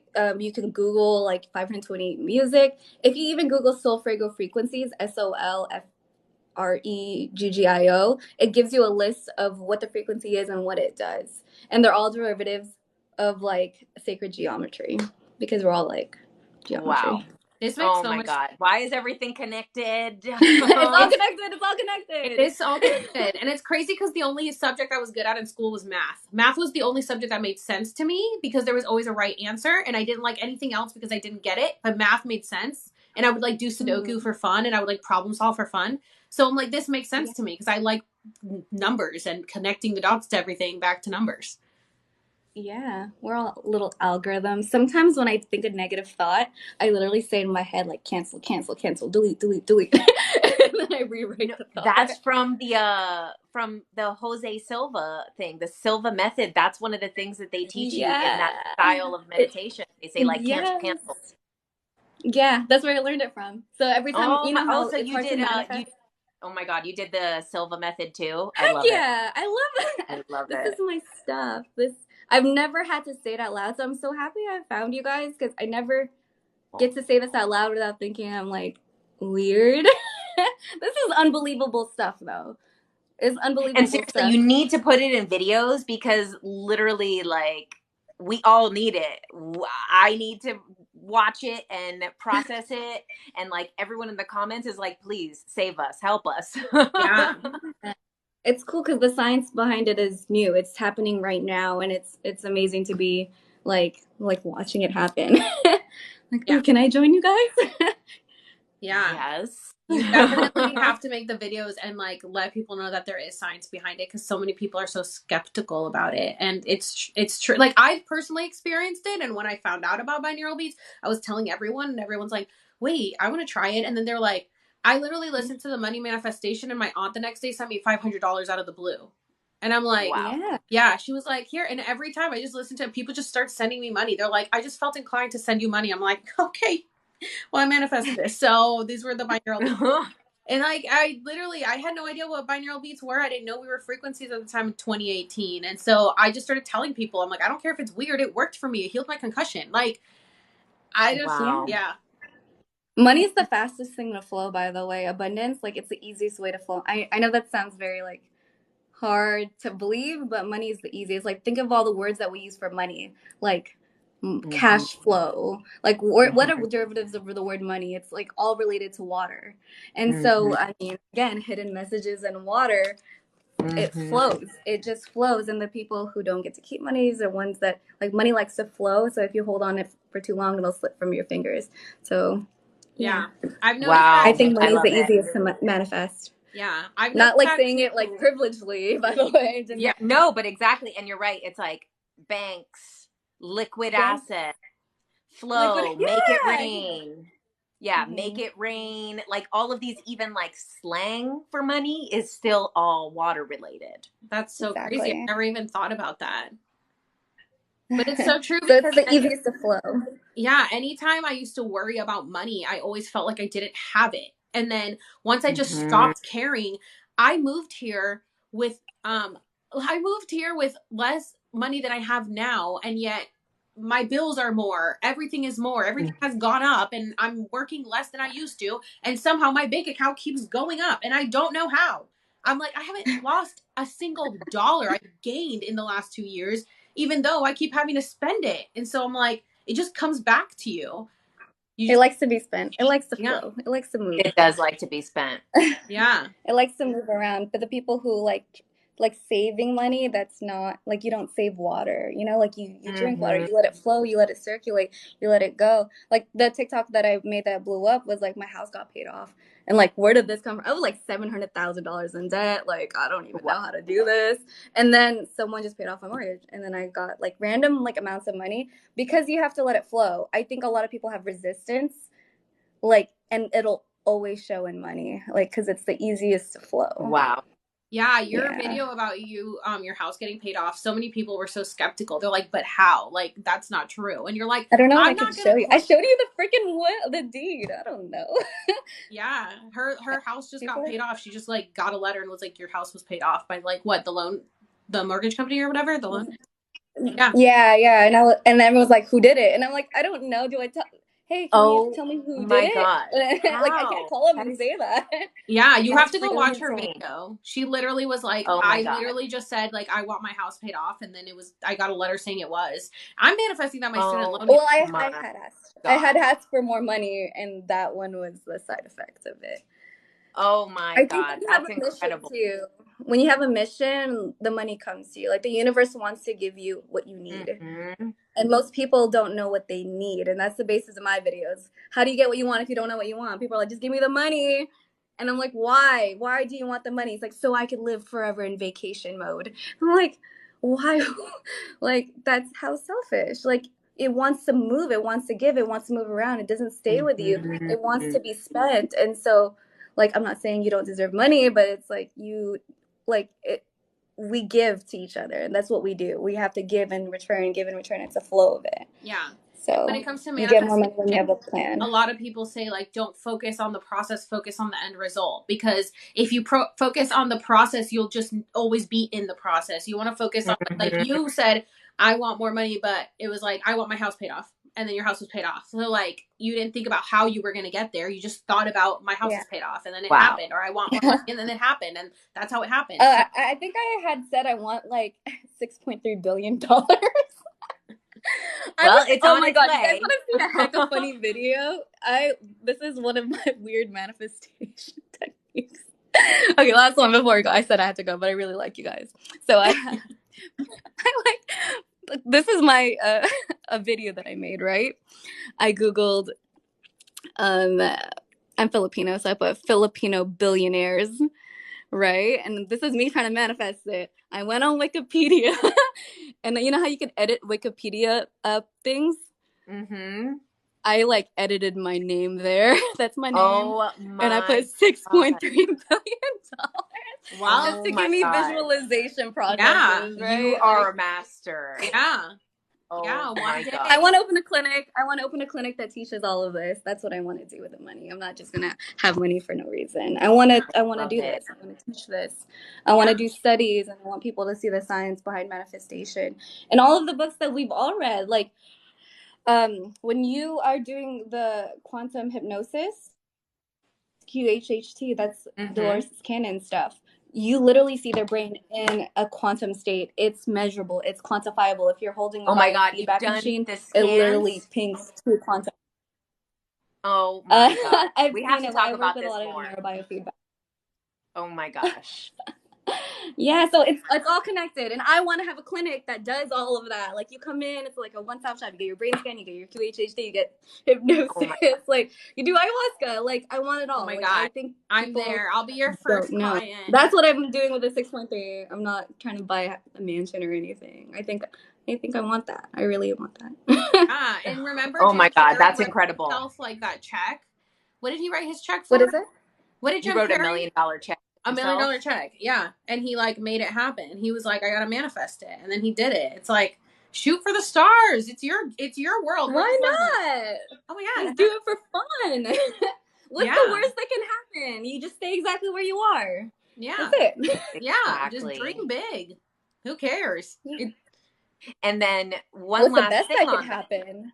too, like the one video in my Earthship series that we talked about the manifestation, and we talk about creating a doubt timeline. So like if you're constantly reprinting the now, but if you have doubt, you just created an alternate timeline that it doesn't happen, and you're bouncing between both timelines. So like the doubt is so dangerous for your manifestation. If you doubt it, it's like literally you created another timeline with the frequency of that thought and emotion of, oh, maybe I'm not going to pull it off. Maybe I'm not good enough. Maybe it won't happen. This is too crazy. I don't deserve it. You literally created another timeline, and now you're bouncing between both. So like you really have to blindly believe. Mm-hmm. Oh, this little thing is so cute. Blindly. I think adding information too, like, I love that we're doing this, because the more information that you have, Joe Dispenza had in one of his videos in one of the books, You Are the Placebo. He had it in one of his books. When you increase your information, when you increase your knowledge, you create a new thought pattern, because you can only, your life is only the way that you think. How can you have and think a different life if you can't think outside of yourself? So the only way you think outside of yourself is to read a book, listen to podcasts, like increase your intellect, because once you increase it, the doubt decreases, because now that you have the proof behind it. Because if you're living in your own mind without the context of other people, like, you only have the information in your brain, you're going to create the same life over and over and over and over again. Yes. When you pick up a book, it gives you new thoughts, and you're like, oh, I could think this way now. And then the more that you read, the more that you expand your knowledge, you can only think those new thoughts, new possibilities, new opportunities, and you're creating new, instead of the same old thing that you've been thinking your whole life. Yeah, So, I think about that all the time, because of my shift in 2020 is because I started learning from other people, especially with TikTok, was learning what other people had to say. And like, I resonated with it because it was always in the back of my mind, but because I was made to believe a certain way, I just forgot about it or pushed it off to the side or suppressed it. And then I was like, wait, I can do this. Like, I can believe this. I don't have to stay in this mindset forever. And people come on my, TikTok and are like, how do you know this? You know so much. I'm like, I'm learning every day just as much as you guys are. I'm taking in so much information, and I'm just sharing it with you guys. And to me, it's like, I had no idea that other people didn't think this way. Because to me, it's like critical thinking and like just a normal thought process. But then people are like, oh my God, it makes so much sense. And I'm like, yeah, it does. And it's crazy that like we just choose to stay in our boxes when we could just think outside the box. Right. And your belief system is just specific to you. So whatever you believe, that's who you're going to be. That's your life. That's your life. And that's why And the if you don't skeptics like are your only life, hurting themselves. The skeptics are literally only hurting themselves. They're being dicks in the comments, and they think they're hurting other people. Oh, that's but why they're it's hard to make literally videos, hurting, by the way. they're hurting their own timeline, their own future. That's all that's happening. Yeah, I've had a few people message me since my video blew up, and they were like, your video is so stupid. You're so dumb. You don't even know what you're talking about. And I just block them, because I'm like, I'm not going to argue with dumb. Like, if you don't want to believe it, then you're stuck on that timeline. Okay. Like, the fact that you took this much energy to go to find my Instagram and then send me a message shows how pathetic you are. Like, you really It just shows that people are just very unhappy with their situation, and they're trying to just, project it to others. So, I mean, I try to have compassion for people, but at the same time, I'm like, you're a dick and you're blocked, Yeah, it's hard for me to be nice to people that are, I'm trying, but it's hard. Everybody keeps saying we need to make a Discord. I do have a Discord. I know. I we was do. gonna, I was like, that was what I was gonna do before I went to this live. I literally had a Discord login coming up because then people keep asking me about book recommendations and stuff. And I was like, man, like, I don't know. Like, I just need, I'd rather text it than go on like a video. And I literally, before this live, talked to my sister about, I'm going to make a Discord channel. So how are you doing? Well, I already have one. So I already have one, but I don't use it. I just have a Discord account, but I haven't done anything. I don't even know what it is. I don't know. Yeah, I was going to say, is it like Reddit? Is it like a Reddit forum? It's like a group, right? It's kind of like a group, like a forum. Yeah. Like a forum. Yeah. Okay. Because I was like, so we're just going to be typing everything out then? Everybody I wants think a when people Discord? have questions, I don't really know. I was just gonna Google it, like, you know, when you Yeah, don't so know use stuff. Telegram. Google I like anything. Telegram too. I haven't heard Telegram is where the real crazy shit goes down. Telegram is like, you go into Telegram and you're like, whoa, I know why this shit is blocked on everything. Telegram gets crazy. Oh, they said there's voice chats too, so we can do voice chat. Oh, cool. So we got to create one because everybody wants to hear all this stuff. So we can just, you know, purge our thoughts whenever they come. I need to condense everything first. I feel like there's too many. Like, where do I start? I know. You have so many books. You have read so many books. I love this stuff. Freaking love this stuff. She showed her book and it was like insane. I think if you increase your knowledge though, like it's living. It's like you get to live a life that isn't just your own, and you don't, you know, you're stuck to your own beliefs. So you really don't have any other beliefs but yours. And if you want to live a mediocre life, that's cool. That's fine. But if you want to be better, you just need new thoughts. You can only do that when you like read, I believe. So part of my prescription in changing my brain scan was reading, because reading is a full brain workout. Shit. Again, tell me when to stop. So you know, after we eat, we get sleepy and cold and we don't want to do anything. The blood flow is going into our stomach to help digest our food. That's why it's hard to think after a lunch break, because that blood flow is getting reallocated to our stomach. And if we eat a really big meal like Thanksgiving or Christmas, then we pass out and we don't want to move. That's because more blood flow is going into our stomach, so it starts pulling from our extremities. Same thing happens when you read a book. Instead of the blood flow going into your stomach, or read a book, play a video game, watch TV, whenever you're honed in on something, you ever realize when you're working for so long, time goes by like this, and you're like, oh, I forgot to eat. That's because more blood flow is going into your brain, which is inadvertently putting less blood flow to your stomach, and your stomach's producing gremlin. Gremlin's a hunger hormone, so you're not putting anything here, you're putting all up here. When you read, it increases and circulates the blood flow in your mind. So it's not just, yes, you can learn knowledge, but it's like, most of it is inflammation. This is inflammation. Just like if I punched you in the shoulder, it's going to start bruising up and getting big. It's trapped energy. It's just trapped blood flow there. You need to circulate it out. And people don't for so long. And that's where mental illnesses come from. That's where like depression and anxiety, and it's just inflammation of the brain. Wow. I'm really excited for you to make videos about this stuff, because literally it's needed. Yeah, it is. Like, don't get like self-conscious or anything. Like, obviously your account blew up as fast as it did for a reason, and people want to hear your knowledge. Like, we need it, because not everyone has gone to school for what you went for and knows what you know. So we need you to educate us on what to do. Okay, that helps. Oh wow, I'm glad I went here for real. Me too. Really, I know. You said you were leaving a half hour ago and we forced you to stay. I know. Because I'm so excited. Like, this is my stuff, and I'm really glad to have found you guys for real. Like, where else can I talk about this stuff from? No, I know. And then we have so many people here that are loving it too, you know, like everybody is loving it too. So it's like, it's amazing. I'm glad that this happened today. Yeah, it's definitely resonating with everyone. So we'll chat and try to get something together for you guys.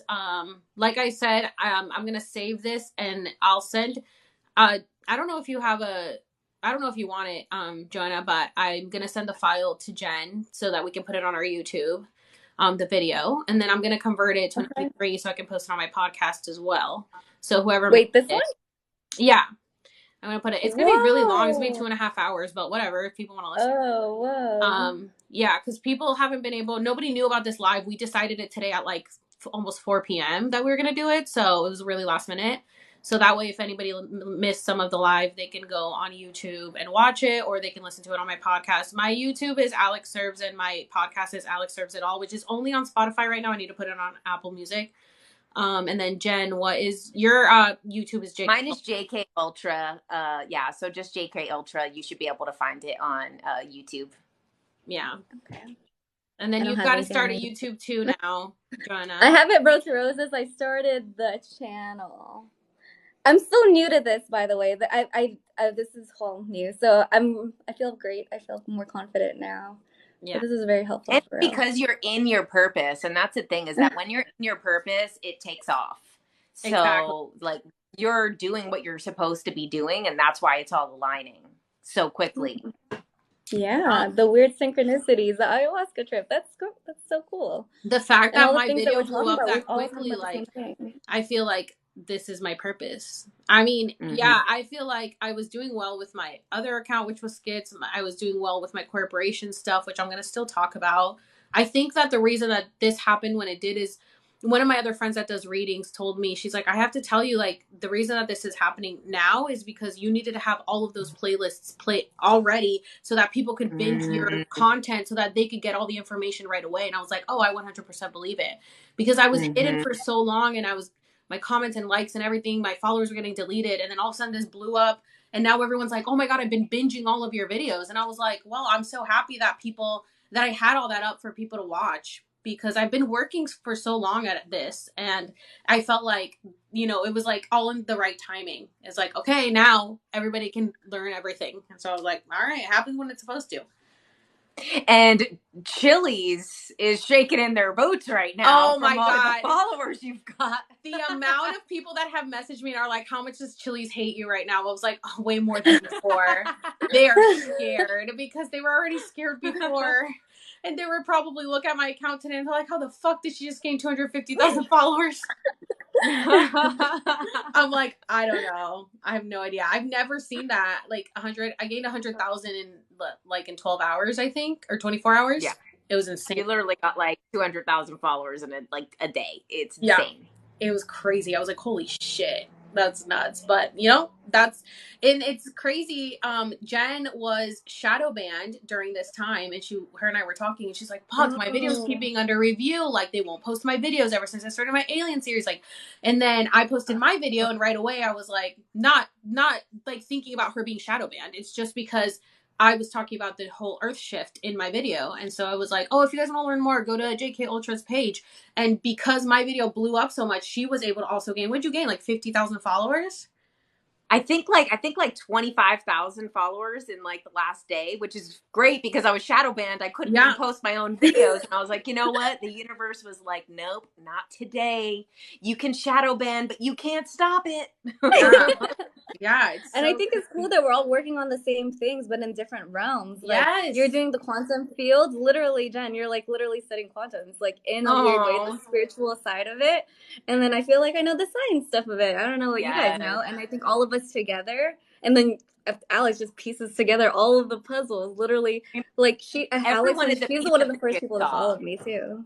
And like so many people that are in the comments right now, we don't know if in a week they're going to be inspired to do their TikTok, and they're going to be the next one that's like sharing in this thing too. And it's like, that's literally how it happens. So many people have like told me like, you're oh my god, you've inspired me. Like, I got so many messages. I haven't been able to read all my messages in my DMs. So many people have been sharing their stories with me, and they're like, thank you for not making me feel crazy. Like, I can't talk about this with anyone. And I'm like, fucking talk about it. Like, I hate that people get so scared to talk about stuff. I've always had no filter. I don't think things through. I just say them. And so everybody's like, my mom hates it. She'd always be like, you don't have to tell people that. And I'm like, why not? Like, who cares? Why do you care so much about people's opinion? Just say it. And it helps other people like come out of their shell. And people are like, oh, maybe I can do that too. And that's why I was so adamant about speaking out about Chili's and all these corporations, because I'm like, somebody has to do it. Like, let's all get together and speak out. Come on. Like, we can do it. We have a voice. Stop being quiet. And everybody's just been so conditioned to just be quiet here. And I'm like, no. So, yeah. Crazy. I just feel like, I want to hug you guys. No. Oh my god, Oh. how much fun. Well, All this right. was so great, guys. I Yeah. think that this is probably our thing is 9:30. We said we'll go to. Yeah. Yeah. Thanks for staying. Yeah, Road thank Of to you so course. Roses. much. Thank you. Thank you for I'm so having me. I glad do that feel like you more had it. confident too. This was needed for me Oh, in my growth and like my videos. Like I feel like I know what I'm talking about, but I just never talked. Yeah, girl, you I've got never said it out loud. you have so much knowledge that you got to share with and everyone. people love it. Yeah. Literally, people are begging for those videos. Yeah. Yeah. Yeah. Ah, I'm so happy. I will do the CIA docs. I'm gonna upload it after this. It's gonna be on my Linktree bio. I'm gonna Okay, do it go right to now. her page and look at her notes on the documents. Yes, please. All right, and then I'll message you so you can send me your number and we'll talk and set something up because Yeah, please. the people want Pleasure meeting you, Jen. You too. I know. I'm so glad we met. I have like a million questions for you. So. We can exchange numbers too. Okay, I'm gonna go. Good night, guys. Bye. Okay, good night. Bye. Good night. Oh my gosh, you guys, that was amazing. I'm so happy that she jumped on. What a great live this was. This was Me awesome. too. This was a great I first know. I'm live so for you. I know. My first time on live. It's great. I'm gonna be addicted now. No, no, it was so good. I'm so happy that we made it and nothing went wrong. Thank God. So, I know. all right, guys. Well, thank you everyone for being here too. You guys, like, honestly have been like the sweetest. Honestly, every time I look at the comments, everyone is just so nice and so sweet. Like, thank you. I appreciate you guys so much. Yeah, you guys are amazing. Like, I've never had so many people on live and everybody has been so supportive. I'm so happy that we've all found each other. I feel like we're all finding each other again, you know, like we all know each other. And shout out to Chelsea and Davey. Yes, Chelsea and Davey. I'm so happy that he shared his story. I'm so sorry to the people that sent me guest requests and I wasn't able to get you guys on. I really wanted to have Joanna on because I felt like her info was really important to share with everybody. So I'm sure we'll do this again. We'll set up another live. We'll let you guys know about it. And then we can have you guys on if you guys want to share your stories too. All right. Thank you guys. Thank you guys. We'll talk to you soon. Bye. Have a good night. Thanks for being here.